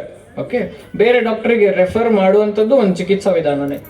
ಓಕೆ, ಎಲ್ಲಾನು ನಾನೇ ಟ್ರೀಟ್ ಮಾಡ್ತೀನಿ, ಎಲ್ಲಾನು ನನ್ನ ಕೈಲಿ ಆಗುತ್ತೆ ಅಂತ ಯಾರು ಡಾಕ್ಟರ್ ಹೇಳಲ್ಲ. ಎಲ್ಲ ಅವ್ರ ಹತ್ರ ಆಗಲ್ಲ ಅಂದ್ರೆ ಬೇರೆ ಡಾಕ್ಟರ್ಗೆ, ಹೈಯರ್ ಸೆಂಟರ್ಸ್ಗೆ ರೆಫರ್ ಮಾಡ್ತಾರೆ, ಅದು ಒಂದು ಚಿಕಿತ್ಸೆನೇ. ಓಕೆ, 60 ವರ್ಷ ನಂತರ ಎಷ್ಟು ನೀರು ಕುಡಿಬೇಕು, ಅಥವಾ 60 ವರ್ಷದ ನಂತರ ನೀರನ್ನು ಎಷ್ಟು ಕುಡಿಬೇಕು, 50 ವರ್ಷದೊಳಗೆ ಎಷ್ಟು ಕುಡಿಬೇಕು, ಮತ್ತು ಯೋಗ ಪ್ರಾಣಾಯಾಮ 60 ವರ್ಷದವರು ಮಾಡಬಹುದಾ ಅಥವಾ 50 ವರ್ಷ ಅಷ್ಟೇ ಲಿಮಿಟಾ? ಇವಾಗ ಎಂಫಸಿಸ್ ಮಾಡ್ತಾ ಇರೋದು ಅಂದ್ರೆ ಜಾಸ್ತಿ ಒತ್ತು ಕೊಡ್ತಾ ಇರೋದು ಸೀನಿಯರ್ ಸಿಟಿಸನ್ಸಿಗೆ ಅಂತ ಹೇಳಿ ನಾನು ಒಂದು ಏಜ್ ಲಿಮಿಟ್ ಅನ್ನ ಹೇಳಿದೆ. ನೀವೇನ್ ನೀರ್ ಕುಡಿಯೋದು, ಪ್ರಾಣಾಯಾಮ ಮಾಡೋದು ಅದು ಹೇಳಿದ್ನಲ್ಲ, ಅದು ವಯಸ್ಸಾದ್ಮೇಲೆನೆ ಮಾಡ್ಬೇಕು ಅಂತಿಲ್ಲ, ಅದು ಯಂಗ್ ಏಜ್ ಇಂದಾನೆ ಮಾಡ್ತಾ ಬರುವಂತದ್ದು. ಓಕೆ, ಆ ಒಂದು ರೂಢಿ ಇಟ್ಕೊಂಡ್ರೆ ತುಂಬಾ ಒಳ್ಳೇದು. ನಾನೀಗ ಒಂದು 50 ವರ್ಷ ಅಂತ ಹೇಳ್ತಾ ಇದ್ದೀನಿ ಅಂದ್ರೆ ಇಲ್ಲಿ ಸ್ವಲ್ಪ ಜಾಸ್ತಿ ಜನ ಇದ್ದೀರಾ 50 ವರ್ಷದ ಮೇಲಿನವರು ಅಂತ ನಾನು ಒಂದು ಏಜ್ ಲಿಮಿಟ್ ಅನ್ನ ಹೇಳ್ದೆ ಬಿಟ್ರೆ, ಪ್ರಾಣಾಯಾಮ ಮಾಡುವಂಥದ್ದು, ಎಕ್ಸರ್ಸೈಸ್ ಮಾಡುವಂಥದ್ದು, ಚೆನ್ನಾಗಿ ನೀರು ಕುಡಿಯುವಂಥದ್ದು, ಚೆನ್ನಾಗಿ ನಿದ್ದೆ ಮಾಡುವಂಥದ್ದು, ಅದು ಎಲ್ಲ ಯಂಗ್ ಏಜ್ ಇಂದಾನೆ ಪ್ರಾಕ್ಟೀಸ್ ಮಾಡ್ತಾ ಬಂದ್ರೆ ಓಲ್ಡ್ ಏಜ್ ಅಲ್ಲಿ ನೀವು ಎಕ್ಸ್ಟ್ರಾ ಮತ್ತೆ ಮಾಡ್ಬೇಕು ಅಂತ ಇರಲ್ಲ, ಅದು ನಿಮ್ ದಿನಚರಿಯಲ್ಲಿ ಬಂದೋಗ್ಬಿಟ್ಟಿರುತ್ತೆ. ಇನ್ನೊಂದು ನೀರು ಕುಡಿಯುವಂಥದ್ದು ಇದರಲ್ಲಿ 50 ವರ್ಷ ನಂತರ 60 ವರ್ಷ ನಂತರ ಆ ಥರ ಏನು ಡಿಫ್ರೆಂಟ್ ಆಗಿರಲ್ಲ. ಹೆಚ್ಚು ನೀರು ಕುಡಿಬಾರ್ದು ಸೀನಿಯರ್ ಸಿಟಿಜನ್ ಆ ಥರ ಇಲ್ಲ. ಅಂದ್ರೆ ಸೀನಿಯರ್ ಸಿಟಿಜನ್ ಅಂದ್ರೆ ಸ್ವಲ್ಪ ವಯಸ್ಸಾದ್ಮೇಲೆ ಮೂತ್ರದ ತೊಂದರೆಗಳು ಸ್ವಲ್ಪ ಕಾಡ್ತಾ ಬರುತ್ತೆ.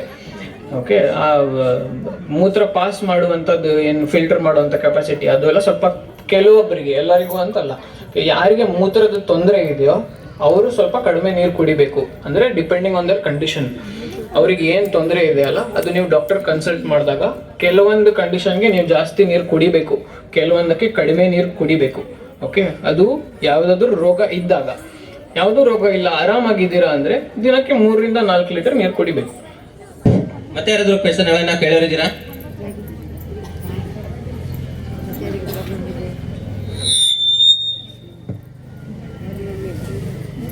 ಲೆಂತಿ ಪ್ರೋಸೆಸ್ ಆಗಿರೋದ್ರಿಂದ ಅದು ಎಲ್ಲರ ಕೈಲೂ ಮಾಡಿಸ್ಕೊಳಕ್ಕಾಗುತ್ತಾ, ಅಫೋರ್ಡೆಬಲ್, ಅದ್ರ ಬಗ್ಗೆ ಸ್ವಲ್ಪ ಹೇಳ್ಬೇಕು. Physiotherapy is not a lengthy process in general.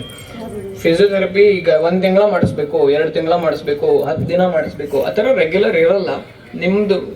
ನಿಮ್ಮ ಒಂದು ನೋವಿನ ಎಷ್ಟು ತೊಂದರೆ ಇದೆ ಅನ್ನೋದ್ರ ಮೇಲೆ ಡಿಪೆಂಡ್ ಅದು. Okay, so physiotherapy is very affordable. Normal consultation fees ಇಲ್ಲಿ ಎಷ್ಟಿದೆ ಅದರಲ್ಲೇ ಇರುತ್ತೆ, ಜಾಸ್ತಿ ಏನು ಟ್ರೀಟ್ಮೆಂಟ್ ವೆಚ್ಚ ಏನು ಜಾಸ್ತಿ ಆಗಲ್ಲ. ಒಂದು. ಎರಡನೇದು, ಇನ್ ಕೇಸ್ ನಿಮಗೆ ರೆಗ್ಯುಲರ್ ಬಂದರೆ ಚೆನ್ನಾಗಿರುತ್ತೆ. ಕೆಲವೊಬ್ರಿಗೆ ಏನಾಗುತ್ತೆ, ಪೇಷಂಟ್ಸಿಗೆ ದಿನ ಬಂದರೆ ಸ್ವಲ್ಪ ಅವರಿಗೆ ಬೇಗ ಗುಣ ಆಗುವಂಥ ಸಾಧ್ಯತೆ ಇರುತ್ತೆ. ಬಟ್ ಪ್ರಾಬ್ಲಮ್ ಏನಾಗಿರುತ್ತೆ, ಕೆಲವೊಬ್ಬರಿಗೆ ಮಿನಿಮಲ್ ಫೀಸ್ನು ಕೊಡೋಕ್ಕಾಗಲ್ಲ. ಇನ್ನೊಂದು, ತುಂಬ ದೂರ ಇರ್ತಾರೆ, ಡೈಲಿ ಬಂದು ಹೋಗೋಕ್ಕಾಗಲ್ಲ ಅವ್ರಿಗೆ. ಒಂದು 30 ಕಿಲೋಮೀಟರ್, 40 ಕಿಲೋಮೀಟರ್, 50 ಕಿಲೋಮೀಟರ್ ದೂರ ಮನೆ ಇರುತ್ತೆ, ಹಳ್ಳಿ ಇರುತ್ತೆ, ಬಸ್ ಇರಲ್ಲ, ಬಂದು ಹೋಗೋದು ತೊಂದರೆ ಆಗಿರುತ್ತೆ. ಅಂಥ ಟೈಮಲ್ಲಿ ಏನು ಮಾಡ್ತೀವಿ, ವಾರದಲ್ಲಿ 1 ಸಲ 2 ಸಲ ಬನ್ನಿ, ಮತ್ತು ಮನೆಯಲ್ಲಿ ಏನು ಮಾಡಬೇಕು ಅದನ್ನು ಹೇಳ್ಕೊಡ್ತೀವಿ. ಓಕೆ, ಸೊ ಈಗ ಏನು ಹೇಳಿದ್ನಲ್ಲ ನಾನು, ಮಾಂಸದ ತೊಂದರೆ, ಜಾಯಿಂಟ್ ತೊಂದರೆ ಎಲ್ಲ, ಅದು ಆಲ್ಮೋಸ್ಟ್ 90% ಆಫ್ ದ ಟೈಮ್ ವ್ಯಾಯಾಮ ಮಾಡಿದರೆ ಕಡಿಮೆ ಆಗುತ್ತೆ. ನಾವೇನು ಹೇಳ್ತೀವಿ, ರೆಗ್ಯುಲರ್ ಫಿಸಿಯೋಥೆರಪಿಗೆ ಬಂದರೆ ಬೇಗ ಕಡಿಮೆ ಆಗುತ್ತೆ. ಇನ್ ಕೇಸ್ ನಿಮಗೆ ಬರೋಕ್ಕಾಗಿಲ್ಲ ಅಂದರೆ ನೀವು ಮನೆಯಲ್ಲಿ ಏನು ಮಾಡ್ಬೋದು ಅಂತ ಅದನ್ನು ಹೇಳ್ಕೊಡ್ತೀವಿ. ಅದನ್ನು ರೆಗ್ಯುಲರ್ ಆಗಿ ಮಾಡಬೇಕು. ದಿನ ಮನೆಯಲ್ಲಿ ಏನು ಹೇಳಿರ್ತೀವಲ್ಲ, ವ್ಯಾಯಾಮ ಆಯಿತು, ಅದು ಏನು ದಿನಚರಿ ಆಯಿತು, ಅದನ್ನು ಕರೆಕ್ಟಾಗಿ ಮಾಡಬೇಕು. ಸೊ ಹಂಗೆ ಮಾಡ್ತಾ ಬಂದರೆ ವಾರದಲ್ಲಿ 1 ಸಲನೋ 15 ದಿನಕ್ಕೆ 1 ಸಲನೋ ಬಂದು 1 ಸಲ ಚೆಕಪ್ ಮಾಡಿಸ್ಕೊಂಡು ಅಪ್ಡೇಟ್ ಮಾಡಿದ್ರೆ ಸಾಕಾಗುತ್ತೆ. ಅದು ಡೈಲಿ ಬರಲೇಬೇಕು ಅಂತ ಕಂಪಲ್ಸರಿ ಏನಿರಲ್ಲ. ಮತ್ತೆ ಯಾರಾದ್ರೂ ಕ್ವೆಶ್ಚನ್ಗಳನ್ನ ಕೇಳಿದ್ರು ಇದ್ರ? ನಮ್ಮ ಕಡೆಯಿಂದ ಒಂದು ಕ್ವೆಶ್ಚನ್ ಇದೆ ನಿಮಗೆ. ಇನ್ಸ್ಟಾಗ್ರಾಮ್, ವಾಟ್ಸಪ್, ಫೇಸ್ಬುಕ್ ಇವತ್ತಿನ ಆಧುನಿಕತೆಯಲ್ಲಿ ನಮ್ಮ ಫಿಸಿಯೋಥೆರಪಿ ಬಗ್ಗೆ ವ್ಯಾಯಾಮಗಳನ್ನು ತೋರಿಸ್ಕೊಟ್ಟಿರ್ತಾರೆ, ವ್ಯಾಯಾಮಗಳನ್ನು ತಿಳಿಸ್ಕೊಟ್ಟಿರ್ತಾರೆ. ಅವುಗಳನ್ನೆಲ್ಲ ಎಷ್ಟು ನಂಬಬಹುದು, ಅದೆಷ್ಟು ಅವುಗಳನ್ನು ಎಷ್ಟು ಸತ್ಯ ಅಥವಾ ಸುಳ್ಳು ಅನ್ನೋದನ್ನು ನೀವು ತಿಳಿಸ್ಕೊಡ್ಬೇಕಂತಾಗಿ ಕೇಳ್ಕೊಳ್ತಾ ಇದ್ದಾರೆ. ಫಿಸಿಯೋಥೆರಪಿ ಅಂತಲ್ಲ, ಇನ್ ಕೇಸ್ ಜನರಲ್ ಆಗಿ ಹೆಲ್ತ್ ಅಡ್ವೈಸ್ ಏನು ಮಾಡ್ತಾರಲ್ಲ, ಅದು ಯಾರು ಹೇಳಿದ್ದಾರೆ ಅಂತ ನೀವು ಫಸ್ಟ್ ಚೆಕ್ ಮಾಡಬೇಕು. ಅವ್ರದ್ದು ಹೆಸರು ಇರುತ್ತೆ, ಅವ್ರದ್ದು ಕ್ವಾಲಿಫಿಕೇಶನ್ ಇರುತ್ತೆ, ಅದು ಯಾರು ಹೇಳಿದ್ದಾರೆ ಮತ್ತೆ ಯಾವ ಕಂಡೀಷನ್ ಬಗ್ಗೆ ಹೇಳಿದ್ದಾರೆ, ಅದು ಹೇಳ್ತಾ ಇರೋದು ನಿಮಗೆ ಸೂಟೇಬಲ್ಲ, ಅದನ್ನ ನೀವು ಫಸ್ಟ್ ಚೆಕ್ ಮಾಡಬೇಕು. ವಾಟ್ಸಪ್ಪಲ್ಲಿ ಬರೋದೆಲ್ಲ ವಿಡಿಯೋ ಎಲ್ಲವನ್ನು ನಂಬುವಂಥದ್ದು ಇರೋದಿಲ್ಲ. ಈಗ ನಿಮ್ಗೆ ಗೊತ್ತಿರೋ ಹಾಗೆ ಜಾಸ್ತಿ ಜನ ನೋಡಬೇಕು ಅಂತ ತುಂಬ ಸುಳ್ಳೆ ಹೇಳೋದು, ಏನೋ ಚೆನ್ನಾಗಿರೋಂಥ ಫೋಟೋ ಹಾಕೋದು, ಒಳಗಡೆ ಬೇರೆ ಏನೋ ಹೇಳಿರ್ತಾರೆ, ಈ ಥರದ್ದೆಲ್ಲ ತುಂಬ ಆಗುತ್ತೆ. ಸೊ ಆ ಅಡ್ವೈಸನ್ನು ಯಾರು ವಿಡಿಯೋ ಮಾಡ್ತಾ ಇರ್ತಾರಲ್ಲ, ವಿಡಿಯೋ ಹಾಕ್ತಿರ್ತಾರೆ, ಏನು ಮಾಡಬೇಕು ಅಂತ ಹೇಳ್ತಿರ್ತಾರಲ್ಲ, ಅವರು ಏನು ಓದಿದ್ದಾರೆ, ಅವರು ನಿಜವಾದ ಡಾಕ್ಟರಾ, ಅದನ್ನು ನೀವು ಫಸ್ಟ್ ಚೆಕ್ ಮಾಡಬೇಕು. ಓಕೆ, ಸೊ ಅವ್ರು ಏನು ಓದಿದ್ದಾರೆ, ಅದನ್ನೇನು ಚೆಕ್ ಮಾಡಿದ್ದಾರೆ, ಮತ್ತು ಅವ್ರದ್ದು ಬೇರೆ ವಿಡಿಯೋಸ್ ನೋಡಿ ಡಿಸೈಡ್ ಮಾಡ್ಬೋದು.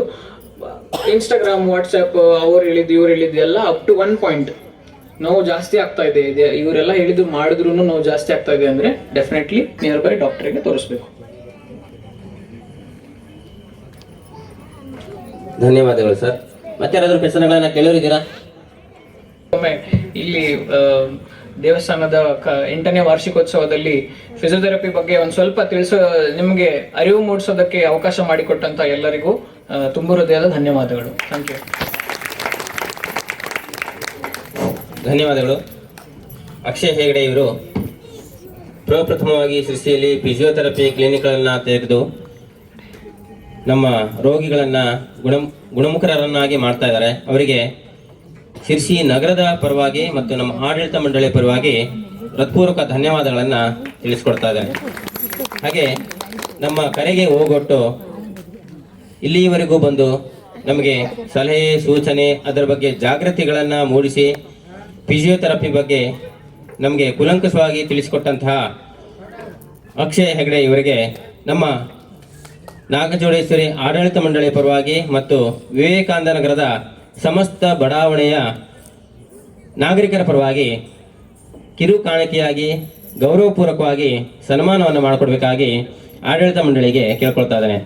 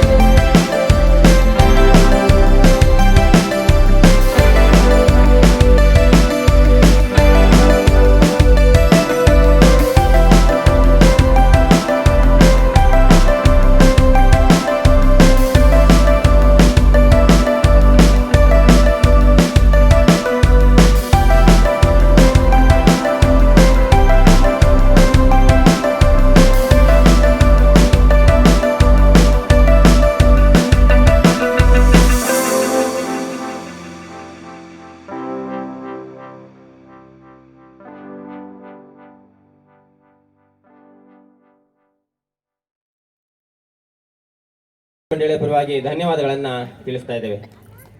ದೇವಸ್ಥಾನದ ಅಧ್ಯಕ್ಷರು, ನಮ್ಮ ಆಪ್ತರು, ನಮ್ಮ